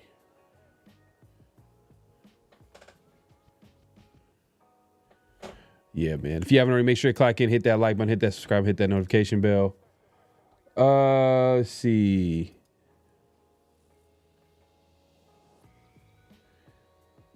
First year was 2017.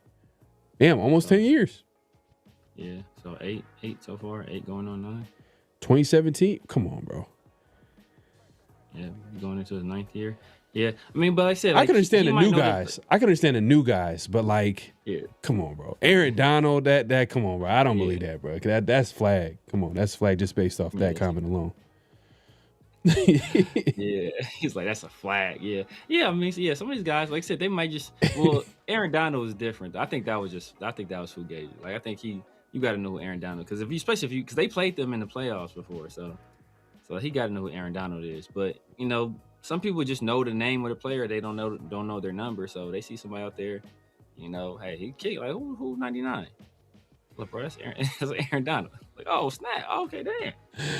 Some people. Smoke says Mark looks like he fights dirty, like he bites folks. Don't sleep on Mark. That'd be a crazy revelation, man. We find out that Mark is a biter. That'd be crazy. Coach says, I don't blame him. NFL's hard to watch nowadays. It's bad football. Myles Garrett is a close second, though. Yeah, Myles Garrett is crazy. Yeah, Myles Garrett is crazy. That's another guy, too. Like, you don't know Myles Garrett. Like, he should say, I would have just, maybe because he knew him, and he was just like, he just proved a point by just saying Aaron Donald, and that was enough. But, like, let's say if it was somebody, like, that didn't know the extent of what he was saying, I would have just been like, how about Myles Garrett? How about Jerry Rice? How about just start naming it. Like how about Julio Jones? How about Calvin Johnson? How about like just, and if he keeps just the obvious thing, how about Tom Brady? Yeah. If he says Tom, come on, bro. Like how about Drew Brees? You lying? How about Drew Brees? Bro, you're lying. Stop lying. That's a lie, bro. That's a lie. But it is what it is, man. Flag on the play, definitely. Todd McShay, obviously honorable mention earlier, like I was talking about, like how he changed his opinion in 1 week. Like, and it'd be funny if more comes out and he goes number 1. I told you that was the guy that I mentioned. He was like, told you, man, it's poetry. It's funny because we'll get to that in notable quotas, but it's funny because he said that quote about Dante Moore being poetry, but it's funny. It's funny. Yeah. Oh yeah. AFC West update. I'm sure you guys probably know already, but Chargers lost.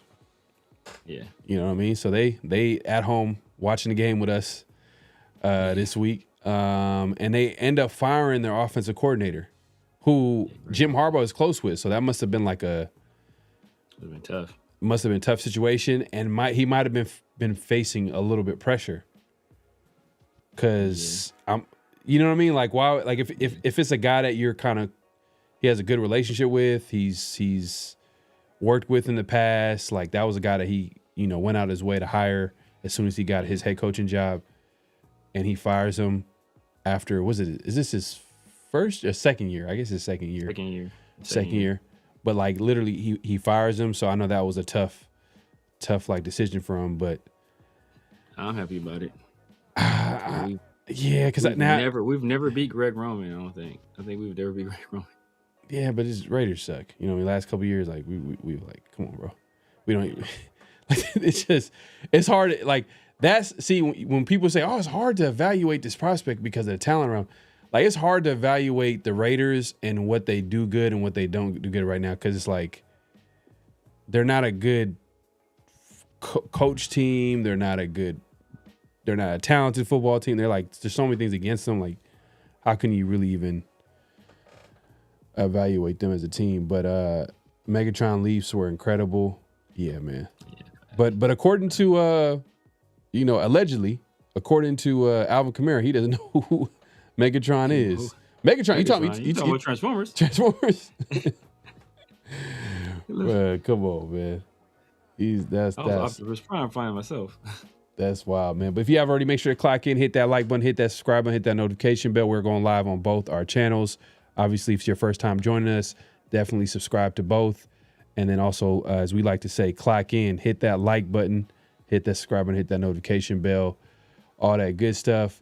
We get into, man, it's that time, man. It's notable quotables where we play quotes that we find interesting that we would like to talk about. And Severe, what's the first quote that we would like to play this? Ironically, we're just talking about McShay, and as we know, he has his podcast. He like a few weeks back or last week, right? Like last week, he had some glowing things to say about Dante Moore. Now, after the game just finished with Indiana versus Oregon, him and his co-host, they had some very nice things to say about Fernando Mendoza as well. I want to talk about Mendoza in this game. Unbelievable. He was unbelievable. Surgical. Go ahead. Surgical. When you're that confident and you're that prepared, you put yourself in the best position to execute, and you see that happening with him. His efficiency is a superpower, I guess. If you're a football fan, man, it's fun to watch. It's starting to look kind of easy for him, isn't it? One guy's more beautiful throwing the football. One guy makes some throws that the other guy you just don't see a lot of. One guy, it really looks NFL and it looks CJ Stroud when things are going right. And you see what the future could be. And it's enticing and it's intoxicating. The other guy just murders you with deaths by 1,000 cuts. Yep. And by the way, I've been watching it all season long. The back shoulder stuff, especially to Surratt, is just lethal. You could put it to classical music. It's like poetry meets art. I want to talk about Mendoza. Yeah, bro. I be honest with you, man. Like Todd McShay, man. I can't listen to him no more, bro.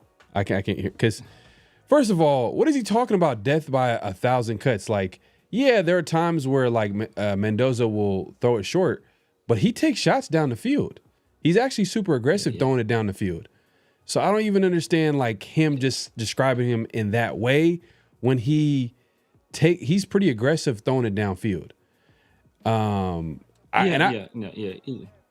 I think Mendoza has, to me, in my opinion, I think he has a stronger arm than Moore, but he makes it seem like Moore has a strong arm. He talks about how it looks. Okay, I could give him that. Like, oh, okay. So there's a difference between arm talent and arm strength, and that's why I think people make a mistake.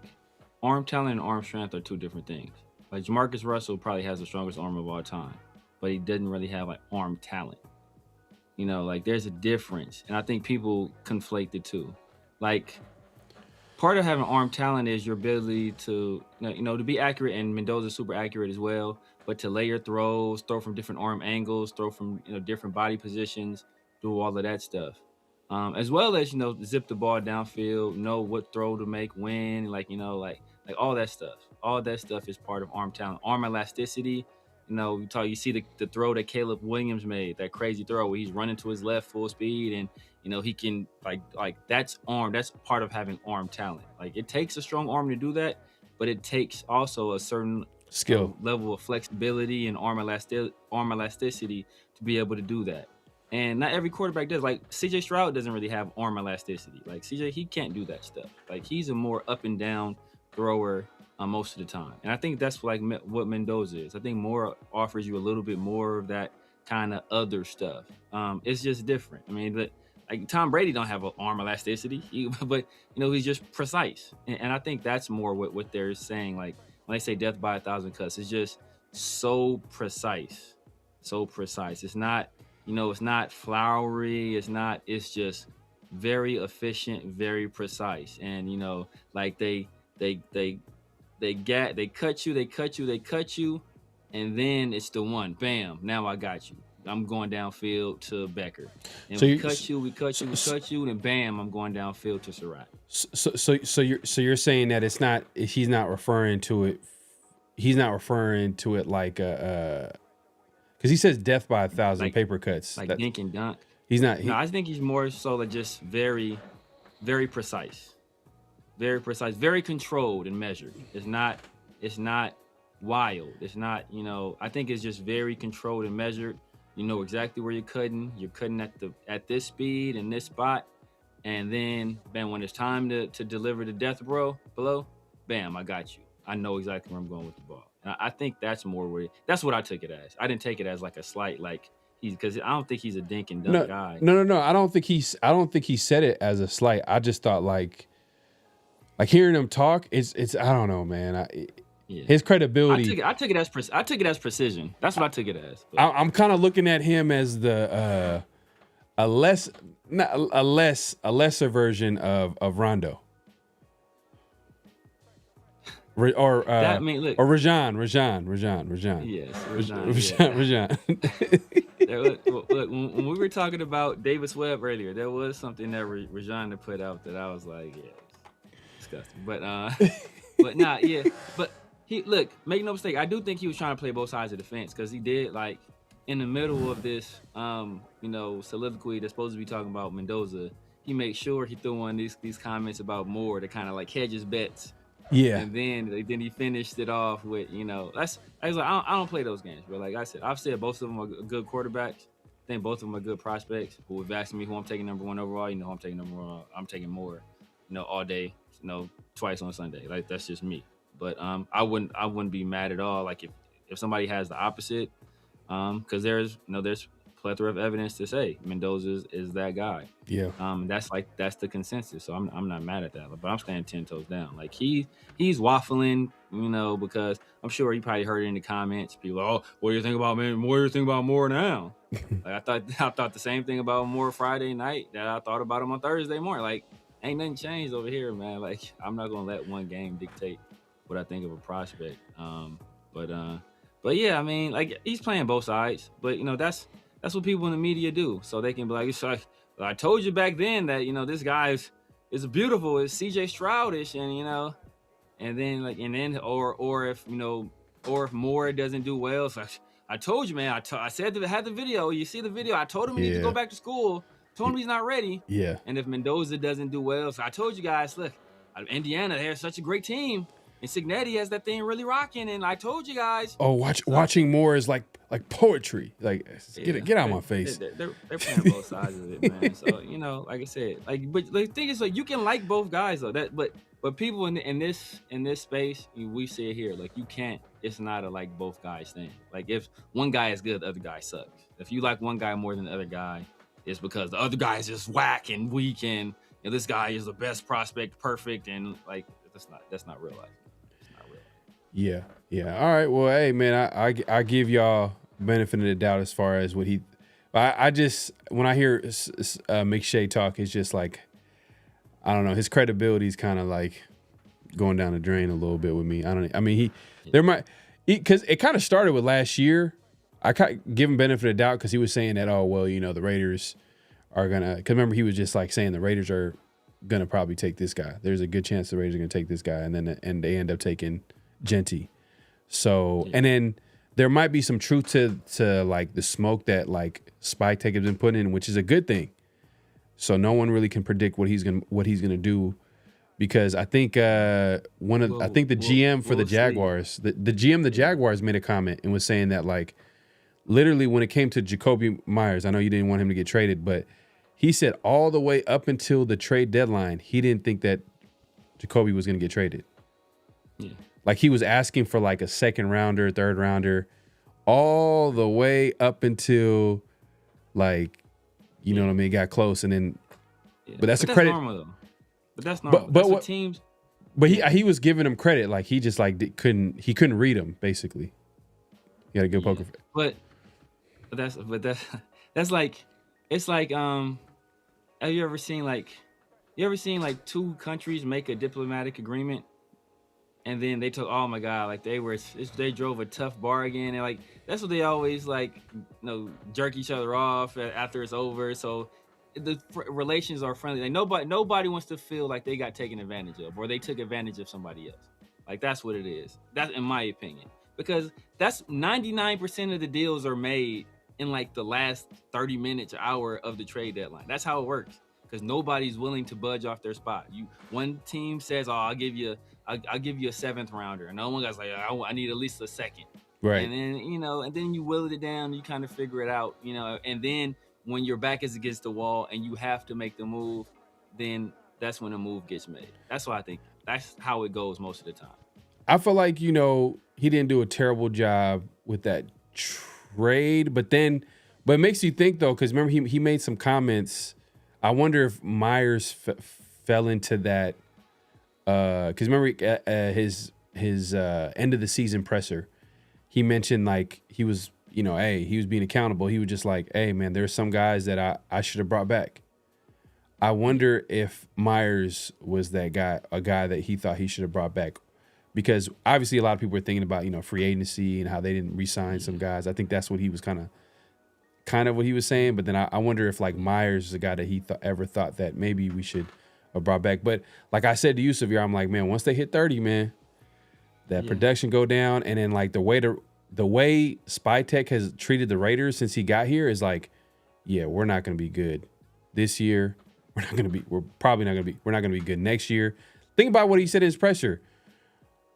They asked him, what are you looking for the next head coach? Understanding that, you don't have to come in here and win 10 games.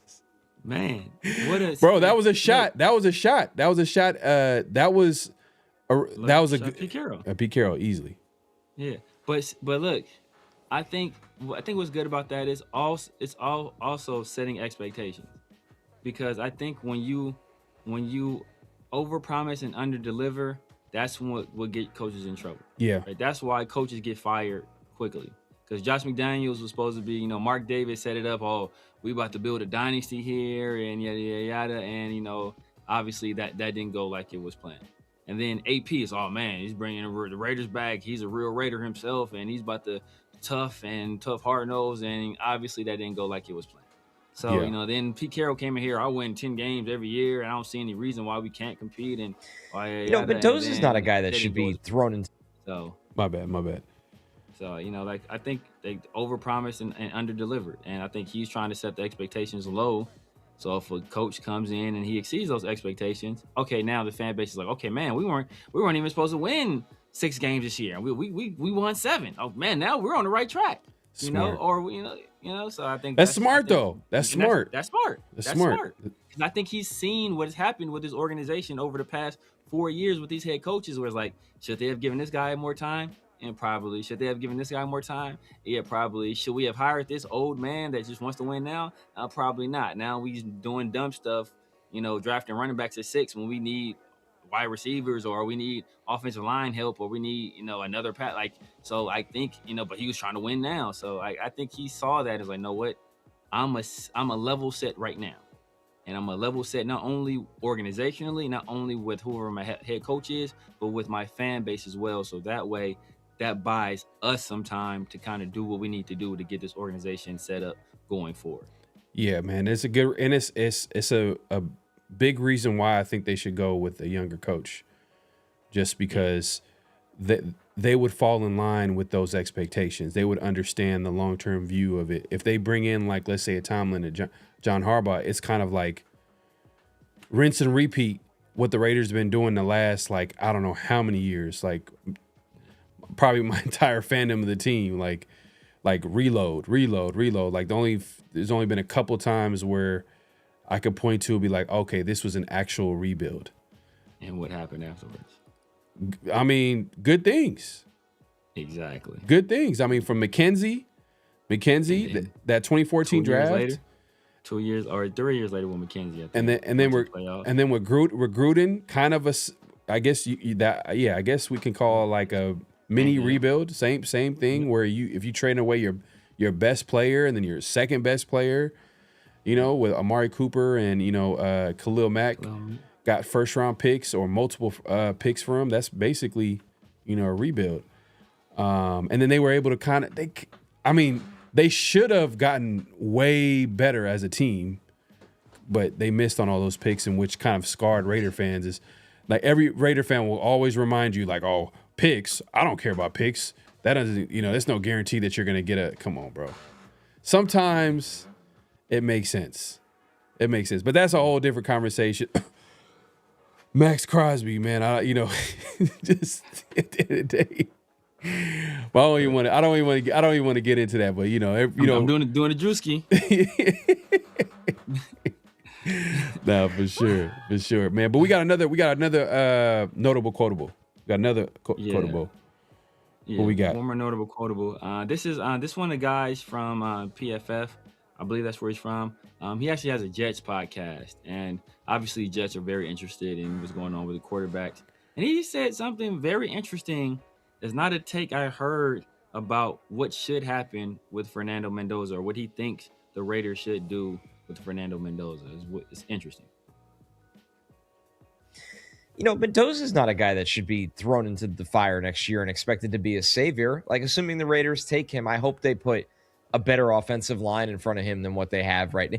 You look at colleges develop quarterbacks too, right? It's not just NFL teams.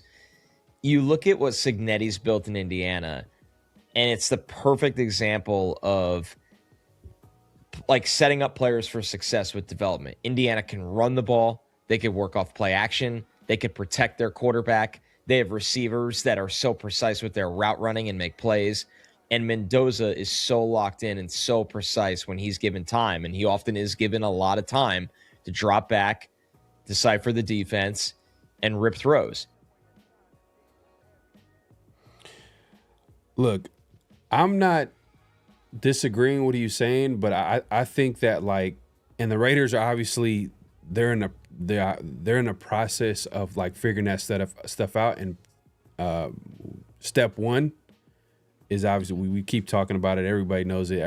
I think all Raider fans can all agree offensive line needs to be upgraded. We need to add some talent, starting with free agency. So we get that 100%. The other part of it is the weapons that we have on offense. We still got Brock Bowers on the roster. You know what I mean? Tucker is a nice little complimentary receiver, but I don't want him. I don't know if I feel comfortable with him being a starter. I would rather have I feel like I think we need an outside receiver or two. Agreed. Because Besh, we kind of look at him as more of a slot guy. So hopefully he develops, he gets more opportunity, he gets better as with another offseason. Dante Thornton, I don't know what to expect from him. Mystery bag. Yeah, bro. I don't know. Like, hopefully he takes, but it's like it just seems like he has a lot to work on. But man. Damn, would you be surprised if he gets cut? I'll be. I won't say surprised. Mildly surprised. Mildly surprised. Because he doesn't. I can see a situation where that happens, depending on what we do in free agency and the draft. Because the thing about Dante Thornton is that, as of right now, like the thing that what's so good about Mendoza and his receivers and in an offense is that it's timing, it's precision. He has a trust on where those guys will be, and he expects them to be there, and there's that mutual trust. And with Dante Thornton, it's an adventure every time he goes out on a route, and that's not conducive to a guy like Mendoza who's precision. He's precise. Yeah. If it's a 7-yard out, bro, don't run that at 8. Don't run it at 6. Run it at 7. Be where you're supposed to be at. This is the first down marker right here, and I'm expecting you to be where you're supposed to be at. And I think that's important for a guy like Mendoza because he likes those kind of like timing routes. Like that's what he likes to do, especially on out routes. He was killing Oregon with those because if the guy's on time and you deliver an accurate ball, you can't defend that. You cannot defend it. And he's very accurate on those throws, and the timing he has with his receivers is on point. So if you got a guy like Thornton, it's like, bro, that's why I think Besh might actually do some things with Mendoza, because I think he's more of a precision player, where him and Mendoza will be on the same page, and he'll be where he's supposed to be at when he's supposed to be there. And he has strong hands. So I think he might actually do some things and make some strides with Mendoza. Yeah, I hope so. I just think we just need, man, if there's a way, like if Denzel Boston, like I don't see him getting out of the first round, but let's say he's there, pick 31, 32. Do we move up? Raiders got to move up. The Spy-Tech got to get aggressive.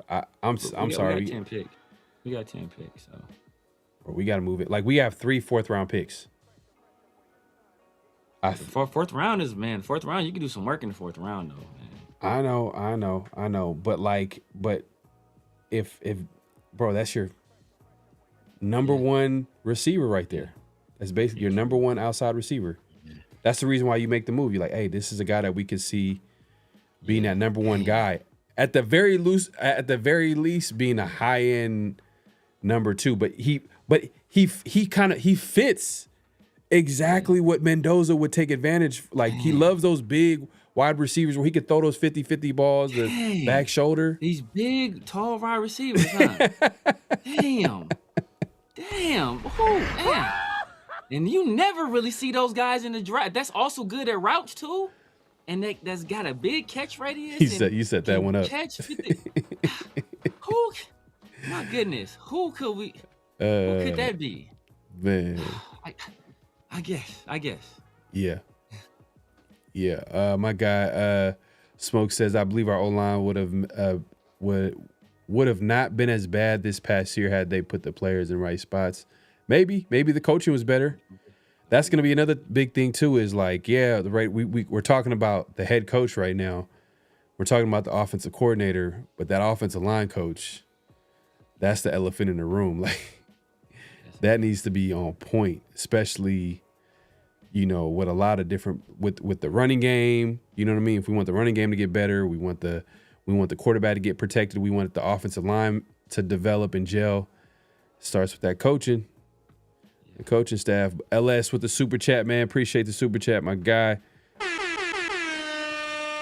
He says, if you're investing in a QB at 1, you need to prioritize the offensive line and offense as a whole for his development. Don't care if the D is ranked 32nd. Yeah, bro. I'm not looking at it. I'm not looking at it from. I'm not looking at it as like the Raiders need to win the Super Bowl next year. They need to get to the playoffs next year. I'm looking at it like, all right, you're going to take a quarterback. We got to like prioritize his development. We got to protect, a huge asset for the Raiders' future in the quarterback. And we got to make sure he develops that confidence that you would want early on for him to have a long career. So you don't want to put him in a situation to a lot of people's credit that are saying the Raiders why they shouldn't pick him is because, they don't have an offensive line, and that's, you throw them into the wolves and yada yada. I feel like the Raiders can obviously address the offensive line. They just need to go ahead and like execute that part of it, protect him. But I'll take it a step further, and like I have no problem if the Raiders take a wide receiver in the second round, or even trade up into the first, if it's a guy that's like kind of falling like into the 25 to 32 range. You know what I mean? Like, but it has to be like specific. You know what I mean? And everybody else, that's probably the only guy that I'm even thinking about like that I would trade up, like, is him, just because he fits exactly what the Raiders need. He's exactly like, but oh man, that's funny. I'm just saying, but I'm not saying. Yeah, man. Look, if you don't care about your defense being 32nd, well, there's a slightly used pass rusher that can, that can slightly used. They might go in the open market. So like, that's what I would do. Look, man. Like, I know people will get sentimental and like, look, bro. Sorry, hey, appreciate you, brother. I'm gonna give you the brother dap. I'm gonna give you the bring it in, bro. On the way out, bro. Let me get the bags for you too, man. Hey, we'll see you. You invited to the cookout, man. You ain't doing potato salad. That's hilarious. So, like, hey, if I'm gonna do my quarterback the right way in his development, you gotta get those extra picks, man. Especially in a draft where there's not a lot of free agent wide receivers. There's gonna be not a lot of free agent linemen, so there's gonna be competition. So those prices are gonna be sky high. Like, man, address this via the draft. Address this via, and you already have ownership saying, like, look, bro, we don't think we can win. We don't think we can win for a few years. Now, he did couch that later on, saying, look, I've seen teams turn it around in a year, yada yada. So he's always leaving that open for possibility. But he realistically, he's expecting a slow build, which I'm cool with, man. We've been losing for 20 years. Right? I'm good with a slow build. But like, bro, I'm not hanging on to this pass rusher that we're gonna have to make a decision on after next year if whether or not we want to extend him or not. Like, bro, trade this guy to somewhere that can make use of him now and get those assets back in return, and let's build this thing up for a quarterback. Would you take Surratt in the second? That's where he's gonna go. I mean, would I take him in the second? The thing about it is that we need some. That's the thing we like. The same. That's a problem I have with Boston too. Where it's like I like him. I like his game. I think he's a damn good player. But it's like we need like some legit speed. Out of somebody that's above. I don't think he's slow though. I don't think he's slow. I think he's slow, but I don't think he's gonna take the top off a defense. I think he's one of those guys who could get you downfield, but he would get you downfield with his 50-50. Yeah, back shoulder. Back shoulder. I think he has good enough speed. I don't think it's like the wide, because it sounds like you're kind of describing him as like the receiver out of the Colts. Pittman? Yeah. I think he's. I don't want to say Pittman. I think he's more like Drake more London. Dunze. Or Dunze. Drake. Dunze not. I don't think he's that. I don't think he's slow. I don't think he's not slow. But he's like, it's like Devontae. I was always say like Devontae, where it's like Devontae can beat you, but if he gonna beat you, he's gonna beat you off a release, or a route. It's not gonna be has his athleticism or it's not gonna be a situation where they they're putting their safeties back because they worried about this guy going deep on you. That's why I'm worried. Like, I think because we need to create some space for the underneath passing game, and obviously we need to create some space for Genty because he's generational and he needs all this stuff he needs all this stuff to be good. So we gotta have him. He needs all this space. So I think so obviously I think that like a lot of these moves, I think it not only helps our young quarterback, but it helps like we talk about offensive line. Not only does it help Mendoza, but it also helps Genty. We get a deep threat at wide receiver. I think not only does that help Mendoza, gives him a threat downfield, but I think it helps Bowers underneath. If we end up keeping Michael Mayer, it helps Michael Mayer underneath. I think it helps Genty as well. So I think like all of these things are symbiotic. Like it's symbiotic. They help more than they help each other. So offensive line is going to help our running back, and it's going to help our quarterback, and it's going to help those receivers because it could buy our quarterback more time. So, I mean, if you want speed, we already have Tucker who got speed. We got Dante Thornton who has speed, or a guy that you're probably scared to take is Chris Brazell in the second. Yeah, scared of Chris. It's Tennessee receivers, bro. Just in general. Yeah, it's a little too risky. Too risky. But But you see what I'm saying when I say Chris Brazell though, like he looks way better than Dante Thornton coming out. Yeah, from he's gonna be like the first though. But Dante Thornton's like a what? Well, we thought Dante Thornton's gonna be a sixth or a fifth, late fifth or sixth. Yeah, and well, I guess not. You think Brazell's like a fourth rounder? No. I think Brazell's like a second or a first. Yeah, it's just he scares me a little bit because of the Tennessee thing. Because the Tennessee receivers, I don't even know when's the last time a Tennessee receiver actually was a beast. Yeah, I can't think of it. Jalen Hyatt showed some, but then he kind of fell off a little early, bit. Then he fell all the way off. Yeah, he fell off. Same thing. Like he's all athleticism, so he doesn't run proper routes. He's all super. Like if you get him in like a open offense, or I think even if he got into like a Sean McVay type system, I think he'd do work. You know who co-signed him though? That got me also believing in him a little bit, but I'm still kind of like a little Steve Smith.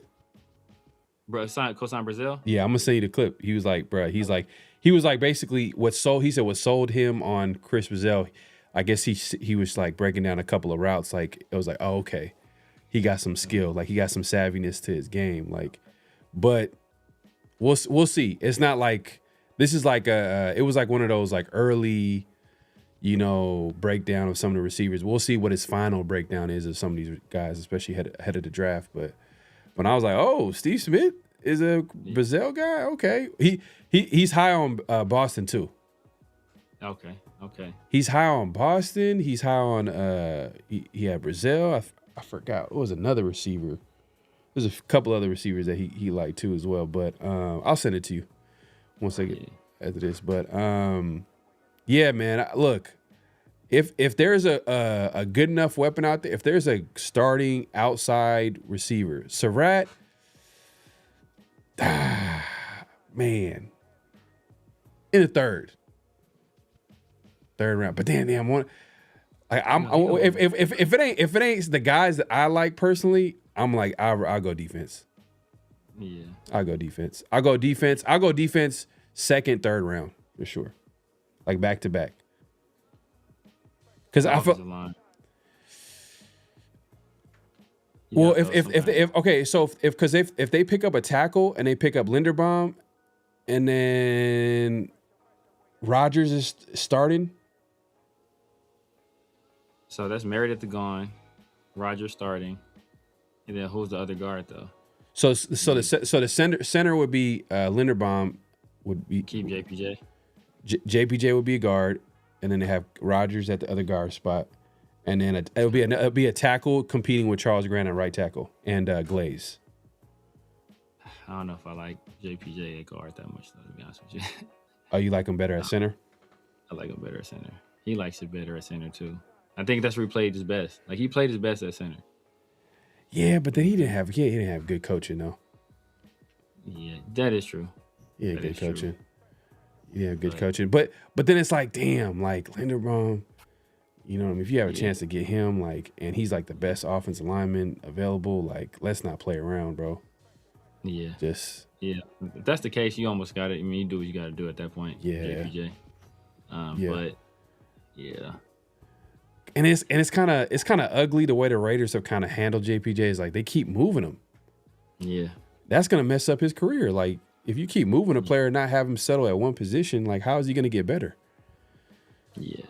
So that's the thing, man. So that's why I'm like, just keep him at right guard. Just it would be nice to have him at center, but right now the way this offseason is working out, and we could, legit like have a chance to get in like a top, arguably the best center in football. You know what I mean? Like, or at least top 3. Yeah. You're gonna have to overpay, do what you got to do, get him, and then like, all right, JPJ at guard is not too bad. Okay, Rodgers showed some flash, but this is where it kind of gets tricky. That you might have to get some another guard. Man, man, the Raiders got so much needs. Like, yeah, and then like, what do you do with Charles Grant? You know, like, he played on the left. He played on left side. He obviously talented. You know, you see, like, last game was basically flawless. You know, even though it was against like second, third stringers, but it was a flawless game. You know, so yeah. Like, do you try to switch him to right tackle? Do you keep him at left tackle behind Colton? Like, yeah, that's I'm saying a tackle and center, because there's some slightly above average to average tackles available. The above average and elite. Braden Smith? Yeah, like he's like slightly above average. You know what I mean? Yeah. I'm not gonna hype him up or whatever, but he played well this year for the Colts. But prior to that, like, he was hurt, so there's a little bit of that. So I don't know if like Spike Tech is gonna be willing to throw the bag at Braden Smith, because he kind of stays away from guys with injury, or he won't invest too much. It got to be like a team friendly deal with those types of guys. But we'll see. I mean, he has $100 million like available, and you're gonna draft a quarterback high. Like, he has to prioritize the offensive line, like, straight up. Yeah. But the only reason why I'm like back-to-back picks defense, because obviously they can address the front seven. Yeah. The first, second round, and then the third round, you probably grab the way the linebacker class is looking, you could probably grab a starting caliber linebacker in the third. Yeah, but I mean, I think they're going to bring at least one of those guys back. They got to, because you can't create that many holes in your team, and try to fill them all via free agency. Stokes, and I think they think they should bring Stokes back too. I mean, I'm just thinking of the guys that they got to bring back. Stokes. Did they bring back Devin White back? Probably not. But I think they do bring back a Landon. I think there's a possibility they bring back a Landon. Landon is just replaceable. He's just whatever, bro. He's not even like something that you don't even want to talk about. Yeah, but but I also don't think he'll cost a whole bunch of money. I think he comes down, in the run game, and I think he's physical in the run game. Is he a liability in coverage? Yeah, but I think he's better in the run game than Devin White is, and I think he's about as much of a liability in coverage. But I think he's a little bit more instinctual. I think he's also like a little bit more of a leader. So I think. I think it'd be less expensive too. So Devin White, he's one of the league leader in tackles. He might get the feeling himself and want a little bit more money than he should get.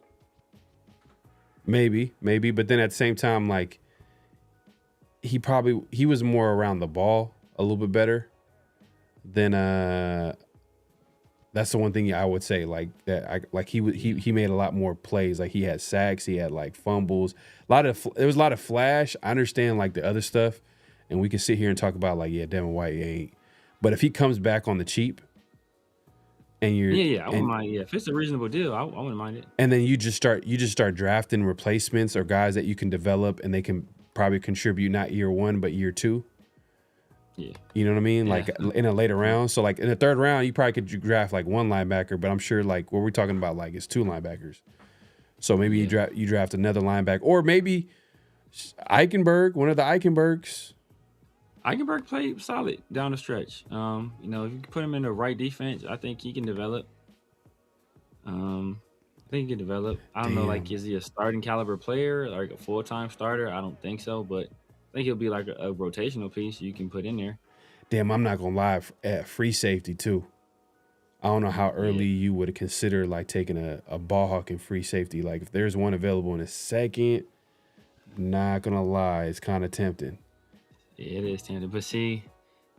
But Xavier Watts was there in the fourth for the Falcons, so like there's a situation that we didn't take him. Yeah, Bowman was another guy I liked. He was safety and the nickel corner, and we didn't take him either. But we got higher priorities than that, though. Just Be Strong says Zamir gone, Tyree stepped up. Stokes. Tyree did not step up. Stop the cap, bro. Like he has one game, good, like not even really a great game. He had two unblocked sacks. One of the sacks, the running back literally pushed him into a safety. Like the running back literally chipped him and gave him a better angle at getting the safety. Like he didn't have and this is against third, fourth stringers. I think one of the guys that was out there at tackle was actually like their backup guard or something like that. Like it was not NFL caliber play you saw. Like don't let this nonsense fool you. Yeah, Tyree, man. I want to believe in Tyree, but it's just, come on, bro. Was his year 4, year 5? Like, come on. He's going to his 4th year?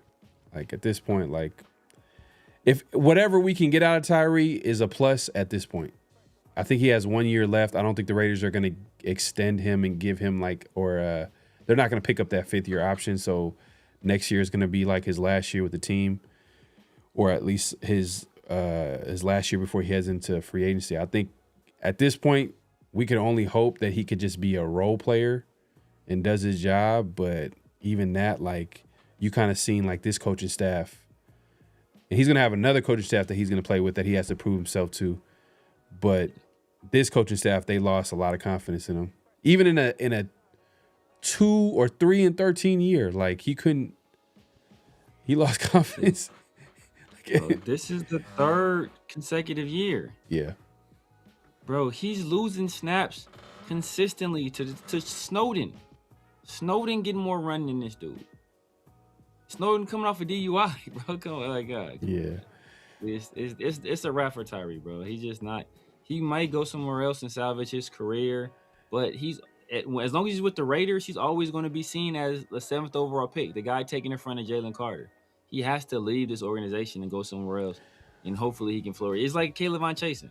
Yeah. Honestly, the Raiders could actually consider taking someone opposite Max in the 2nd round. You know what I mean? Or even trade up and get a guy. You know what I mean? The way it's looking like, but I don't know. It's kind of hard to like see who's gonna be there. But like, bro, who's the starter opposite Max Crosby? It's kind of been a problem his whole career, pretty much. No one really consistently can step up. Yeah. Small sample size of Coons. Other than that, it's been an issue. So I'm thinking front 7 in the 2nd. Like someone like in that front 4, whether it's a pass rush and D tackle, or maybe if like this coaching staff. That's the thing. It's a new coaching staff, so I already know that they're not going to know. They're going to probably they're probably going to want a guy that fits their scheme, and it's just going to be a lot of. It's hard to really figure out who the Raiders are going to take, because it's good that Spytek is there because at least he knows the roster, but then at the same time it's going to be a brand new coaching staff. He says Stokes probably another year. Devin is solid tackler. Need a lot of Devin. I ain't gonna lie. I'm not gonna hype up Devin White. He's kind of a lot of flash, but no substance. No substance. And teams, part of the reason he gets so many tackles is because teams were really picking on him in coverage too. Like it was just it was him and Caillou all day. And they would make a lot of mistakes. Like it was just bro. It is what it is. For Graphics says hot take: Stokes deserves a 2-year deal minimum, but we still need another corner. Move Darian Porter from OK outside back to the slot. Ooh, nah. It depends on the system you're running, but I think Porter was smooth and smooth outside. I mean, I think, but that's the thing though, man. Like we drafted like Porter and Stokes, but those guys are kind of cover 3 guys. Like those longer, tall corners that can kind of, they get in phase and they can, break up passes with their long arms. Like if we go to a different system, does Stokes even fit? He might be gone. And then what do they do with Porter? Obviously he's a draft pick, so they doubt if they get rid of him, but how will they deploy him? Like that's a big question mark. Yeah, but then I also kind of see Stokes as kind of like I feel like he can play man to man better than he could play zone right now. So maybe you could project him a little bit more. I don't know about Stokes. Stokes, maybe you might have a point with him. I'm a Porter. I mean, yeah, Porter. But Stokes, maybe you might have a point with him. But I feel like Porter, he just like hit. Like I think coming in, like I think that might be his strength. Like he could stick with his guy. But like I don't know if he's good in. I don't know. I'm not sure if he's good in zone right now. Like that was like. I think that's the reason why he wasn't on the field a lot. Like I think it's because they didn't trust him as a tackler. They didn't trust him. Yeah, and I think they didn't trust him as a tackler because I mean, from the reports were that Ja'Cory Bennett was our best zone corner or best cover man corner, but then they traded him obviously for a plethora of reasons, right?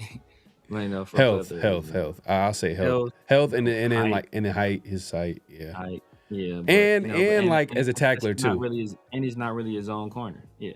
And you could question him as a tackler too, because if they wanted to move him in the slot, they couldn't really trust him to be that spot, especially if they expected like the guy in the slot, especially in today's NFL. Like defenses are nickel a lot, so they got to stop the run, and the nickel corner got to tackle. So, and I'm not gonna lie, like man, what has he done with the Not a dang on thing. With the Eagles. Not a damn thing. But hey, did he still have that ugly number? He had like a crazy number with them. I don't remember. I think he got cooked his last game though. Like he played terribly. But Vic Fangio, bro, Vic Fangio runs a different scheme. So like if you playing the Vic Fangio defense, like it's there's different kind of expectations there. Yeah, and then he didn't have like an off season to prepare. You know what I mean? Like this is one of them tough situations. He's been hurt a bunch too. So. Yeah, because early on he was doing well. Like early on, people were like, "Oh my God, he's gonna be." I want him to start. They wanted him to start over old boy from USC. Damn, what's my guy's name? Dory Jackson. Dory Jackson. Yeah, they wanted him to start over Dory Jackson early on. Yeah, and then like he started getting hurt, and he came back, and he was getting flambéed. So yeah, yeah, man.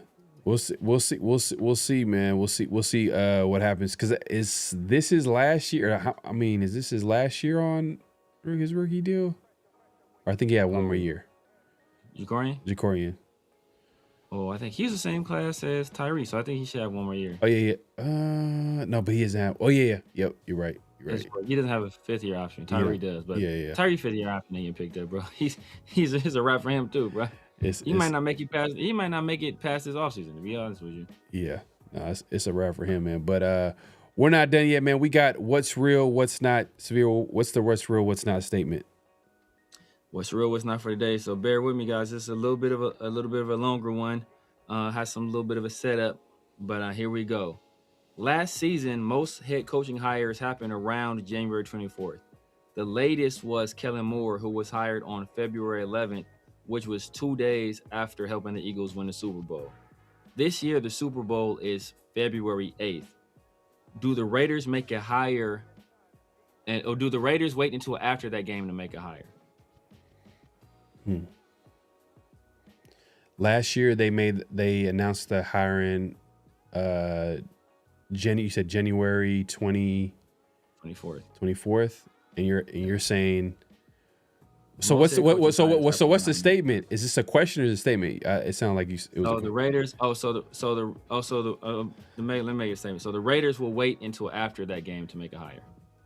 So they wait until after February 8th, which is Super Bowl, to make a hire. Is that real or is it not? I am gonna say, Clint Kubiak has me thinking a little bit.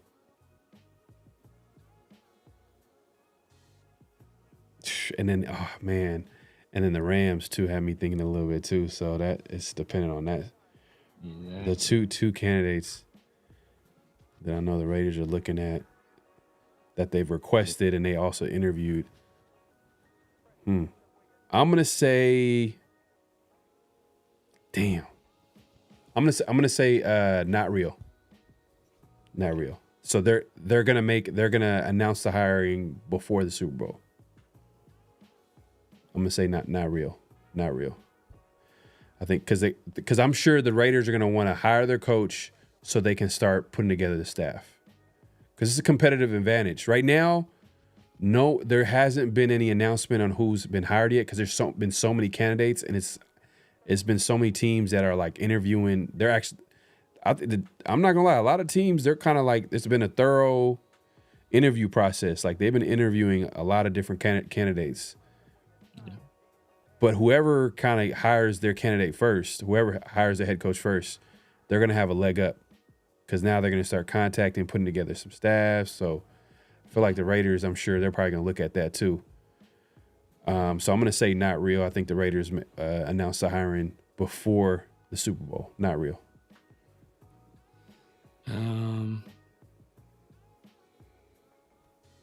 But it can go either way though, because if they say it's Clint Kubiak and the Seattle Seahawks find a way to get Super Bowl coming out of NFC, or your guy LaFleur, Mike LaFleur, or Chris Shula, to whoever they identify as head coach, because it's still, both are kind of solid situations. Because either way, the OC is going to be LaFleur or slash Shoelace. Yep. Or if they like Shoelace, they can. That's a crazy last name. His Shoelace? I don't know. I don't know what the hell is it. I don't know what it is. I just call it for Shoelace, right? I don't even try to say it. I just be calling him Shoelace. Oh, that's wild, bro. But I'm gonna go not real as well, and I think much to your point, I think they want to get a jump on this process, and I think that if it's close between Kubiak and LaFleur, whoever becomes available first will be the guy they kind of push to make the hire with. Yeah. And if their hand is forced, then obviously their hand is forced if they have to wait. But I don't think they want to leave it to fate. I think they want to, be in control of the process, and I think they want to get a jump on things early. And I think they, Spytech, I'm pretty sure he's itching to get with this head coach to kind of identify who they're going to take in this draft, especially having 10 picks. Then it also kind of speeds up the clock on, okay, what's your decision on Max Crosby? Because, you want your head coach obviously to be, and probably owner Tom Brady, Mark Davis, to be a part of that process as well. But your head coach got to be read in on that too. So, like what kind of ammunition you go into this draft with, I think that could hinge on what our head coach decides on Max Crosby, or his input on Max Crosby. I bet you if it's a defensive head coach, he's going to be like, oh, yeah, we're keeping Max. Like, you know what I mean? He's going to be probably pro Max. Offensive is going to be like, oh, nah, I need. Yeah. Because he needs to he wants to rebuild that offense in his image. Yep, pretty much. Some people saying no. Let's see. Coach says, who's Shoelace? I think it's Galassi or something like that. It's Galassi. Slammer says Marcus Freeman is having a press conference. It's his first presser since they were snubbed out the playoff. Yeah. So I don't think he's gonna. Yeah, but some people kind of been floating his name in the NFL. Like, it'd be crazy though if he went to the Ravens or I think the Ravens and Steelers jobs, those jobs are going to be highly coveted for different reasons. Yeah. The stability. Like a coach is going to look there, I'm going to be able to coach there. Bro. Like the 20 years on but these both guys 20 years. Bro. The Steelers though. Steelers are number one. Got to be number one. Oh yeah, Steelers number one for sure. And their best. They've had 4 coaches since 1960. Yeah. Job security. We've had 6. Yep. Since 2001 or 2021, something like that. It's crazy. Yeah. Yeah. So that's going to be interesting to see who they eventually hire. I think, but I feel like their biggest selling point is bro, we're going to stand behind you. We're going to give you time. We're going to do things right. So job security basically is going to be the biggest thing. The Raiders for sure is having top of the line facilities, brand new stadium, all the extra flashy stuff, the number one pick, but job security for sure is that's where the money is probably gonna have to go up. They're gonna, yeah, for sure. You're gonna have to pay. you're gonna have to pay guys a little bit more.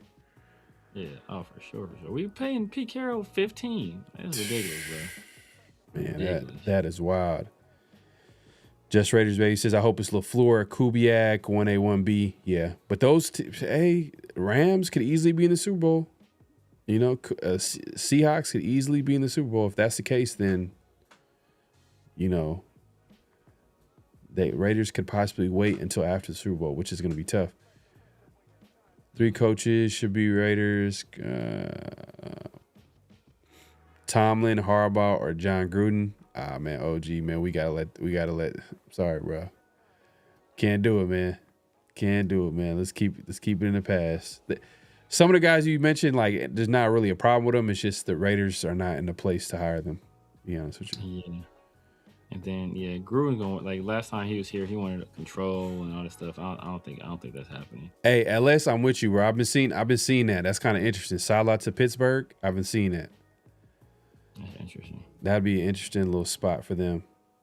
That mean they got to get rid of A-Rod, though. Oh, yeah. He's done. A-Rod's done, bro. He's done. It's over. I mean, I don't see him coming back. Like, why would he?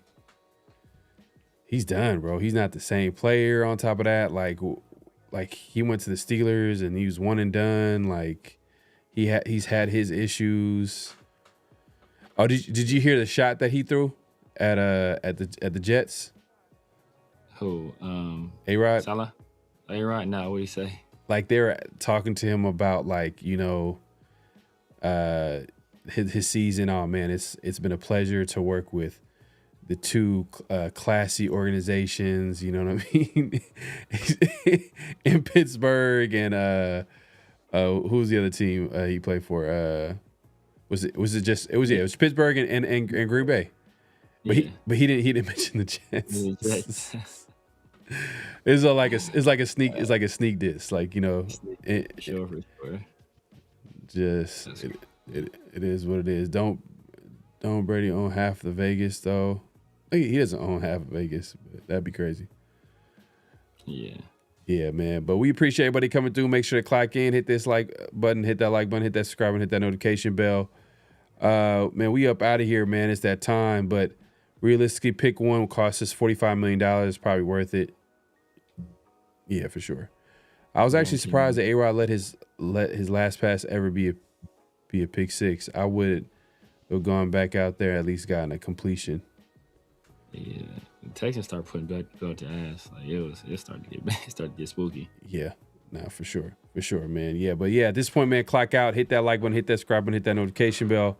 Great show, great conversation, man. We're gonna have more of that later this week on Around the Shield. Make sure to check us out this Thursday. Hopefully, we'll have a guest for y'all, and we'll be able to chop it up like we did last week. We had a great conversation, man. Shout out to Ray coming through and chopping it up with us. And I know, man, you and Ray, man, was going back and forth, man.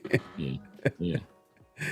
I was, man. To opposite ends of the spectrum, man. I know you pro Moore. I know he's pro Mendoza, pro Genty, and pro and you obviously you've been pretty adamant about how much against you were of not the player Genty, just more so the picking Genty at number 6. Yeah. But yeah, man, hey, definitely check out the replay, man, if you missed it, man. But definitely check out the replay. Severe, man, let the people know where they can find you, what to look forward to, all that good stuff. You guys know what it is, man. The Severe Raider here on YouTube, IG, X, TikTok, Snapchat, everywhere. The Severe Raider. Holla at me, man. Sundays and Wednesdays in the Raider War Room with Chris from Protect the Shield and 805 Raider. Obviously, Tuesdays and Thursdays, the 50-50 show and Around the Shield with my guy, PharoahNFL. If you haven't done so already, make sure y'all like the video. Make sure y'all, subscribe to both of our channels. And if it's after the video, man, hype the video. Send this to other people if you enjoyed the content today. Hopefully they get some enjoyment out of it as well, man. When y'all like and hype, that really goes a long way toward helping push our content in the algorithm, man. So it'll be much appreciated. Unless you missed it, bro. Minted one last week, man. He got it. He got his hat. I actually got to set him up too as well with his hat. He got a dope hat too from was it like one of those the Culture Kings? Yeah, Culture King hat. Yeah, man. It was pretty nice, man. So I wonder what his second hat's gonna be. But But yeah, man, Mint won the NFL picks competition. We might open it up. We're gonna try to see if we can open it up where we can get people involved into it. So we're gonna find a way to make it more interactive, where everybody can just be involved in NFL picks. So, but yeah, we'll just stay tuned for that. That's obviously gonna be next season. We'll be back here next week on 50/50 show every Tuesday. But obviously this week around the Shield, don't want to miss it. Well, hopefully we'll have a guest to chop it up and have a good conversation. Follow us all over social media. Obviously the Severe Raider, myself, PharoahNFL. Subscribe to our both our YouTube channels, and also follow Around the Shield all over social media, including IG and X, man. Definitely give a follow for the latest news, memes, podcast clips, all that good stuff, man. You'll find it there on Around the Shield on IG and on X. I'll look into a group pick'em thing. Oh yeah, man. If you have some ideas, man, definitely hit us up, bro. Yeah, we'll try to see if we can incorporate that into the show, man. Because I know you were. What was your final record, LS? Let us know your final record. Yeah, LS was cooking. I know he was cooking. Yeah, he was. He had a good record. I mean, I think he might have lied a couple of weeks, but you know, we're just gonna keep that. I'm messing with you. I'll try not to be a hater, and Raiders end up hiring Stefanski. We hired Stefanski. But I'm gonna be probably. I think Genty would be happy. Oh, Genty would be happy, I think, yeah. But Genty. man, I'm not gonna lie, that would just it wouldn't be an exciting hire, because I'm thinking, like, with the number one pick, you're gonna risk it with a guy that, to be honest with you, has he ever developed a QB? I can't think of it off the top of my head. I can't think of it. I cannot think of it off the top of my head. You know, I'm just saying, bro. Like, when is he? I mean, he's had veterans come in and maybe have semi-production. You know, Joe Flacco. But come on, man. Yeah. We got to go young coach. Yep, 209, man. You already know. Man. Hey, our chat, bro, is one of ones, man. 198, 73, and 1. Damn, you would have won. Yeah, he would have won, yeah. You would have won. Damn, that's crazy. That's a crazy record. All right, bro. I fell apart last 2 weeks. Yeah, I thought Mint was gonna fall apart the last couple weeks, but he kind of finished strong and he held off at the very end. Coach says before we on our way out, he says, Severe, would you pick Moore if he played like he did against Indiana again? I don't deal in hypotheticals, Coach. Would you pick Mendoza if he played like Moore did on Friday? Like, these weird hypothetical questions. I told you who's my number one quarterback. Like, that's who my number one quarterback is, based on a plethora of things. You have your number one, I got my number one. So, don't come back in here if Mendoza plays bad and crying, or if he plays well, then man, he snapped himself. But like, I don't want to hit like this him and hard. Like, Yeah, that's it. Also, hey, Raider Nation, definitely check out National Championship game next Monday. That's gonna be a big game. If you guys are big Mendoza guys, you wanna have another reason or another view of Mendoza at quarterback playing against a good team in Miami. I want to see how he deals with pressure, because I feel like Miami might be able to get to the quarterback with their front four. So that's gonna be interesting to see. We'll see how he handles it, because everybody's kind of like pretty adamant, like, all right, man, he's questionable when he gets pressure. Does he have a good feel? But that's every quarterback, bro. Like, come on, like, that's how you beat good quarterbacks, so you pressuring them. And the thing is that no team has really been able to pressure him, though. Like, very few teams have really gotten to him. So maybe you say that, is he the same level of efficient when he is? He's not going to be the same level of efficient, but how does he? Does he break all the way down, or does he keep like some modicum of success? That's a better question, because nobody plays as well under pressure as they do when they're not. It's like, that's everyone. No, and then like someone was like, well, when he gets pressured up the middle, every quarterback is going to struggle. That's why like guys like Aaron Donald, Warren Sapp, any like of the top elite pass D tackles that get after the quarterback, they're so valuable, because like once you kind of pressure a quarterback up the middle, like it doesn't matter if you're Michael Vick, it doesn't matter if you're like Lamar Jackson, you're gonna struggle. You're not gonna be as accurate. You're not gonna be as comfortable in the pocket. You know what I mean? Because you can't step up. You can't step up, and it makes it easier for guys on the outside to get after you, because now you're not even gonna step up in the pocket. You're gonna be more likely to get outside the pocket, and I think that it makes it easier for the pass rushers to get at you. LS says there's not a QB who hasn't succumbed to pressure. Now, facts, but I do want to see how he responds to it. How he how he's able to like deal with adversity. Like, all right, he's getting pressured. Okay, how are you gonna combat it? You know what I mean? Are you gonna get the ball? Sometimes, like for example, this is my problem with Geno Smith. Like, I understand he was getting pressured, he was getting sacked, but it felt like his internal clock, never sped up. Like, oh, hey, I need to get the ball out of my hands. Like, I got to get out of quick. It just seems like he just would hold the ball each and every time. But some other quarterbacks, guys who like, okay, I know that this whatever D line is getting after the offensive line, I'm gonna get the ball out of my hands, and I'm gonna try to like pick my spots and where I can take shots. The good ones do that. The good quarterbacks, it feels like they play this. They deal with it strategically. It's a balance because you don't want it to get sped up too much, before you lose opportunities downfield. Yeah. So that's why, Yeah.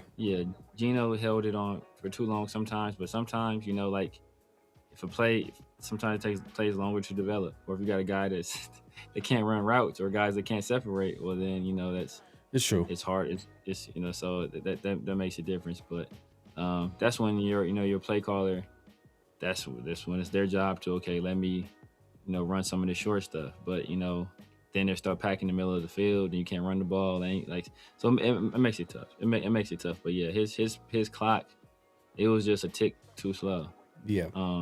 And like I said, we haven't seen Fernando deal with that consistently, because he's usually like, they're pretty good at their first design. The design of the offense is really good. The design of the offense is really good. They run the RPO game to put lots of stress on defenses. They're able to run the ball. And Fernando is really good at, hey, you know what? If it's not there, I'm gonna get out of here. I'm gonna get something. Like, he's not going to stay back there and just wait and wait. Like, if it's not there, bang. We saw him do it against Oregon a few times. Okay, it's not there, bam. I'm getting something. Yeah. Like Denzel said, I'm leaving here with something. Right. Nah, facts, man. But hey, man, we'll be back here later this week around the Shield, man. Make sure to clock out on the way out. Hit that like button, hit that subscribe, hit that notification bell, man. Any last words before we head out, Severe? Yeah, man. Hey, make sure y'all tap in, man, on Thursday around the Shield. Hey, we coming at you guys. Hopefully, with a fire guest, another fire show. Great debate last week with my guy Raider Ray, and he was very gracious in defeat, so I appreciate him for that. He's gonna listen to playback, man. He's gonna listen to playback. He's gonna get at you, man. But hey, Raider Ray knows his stuff, man. Yeah, for sure, man. But we appreciate y'all, man. We'll see y'all this Thursday, man. Peace.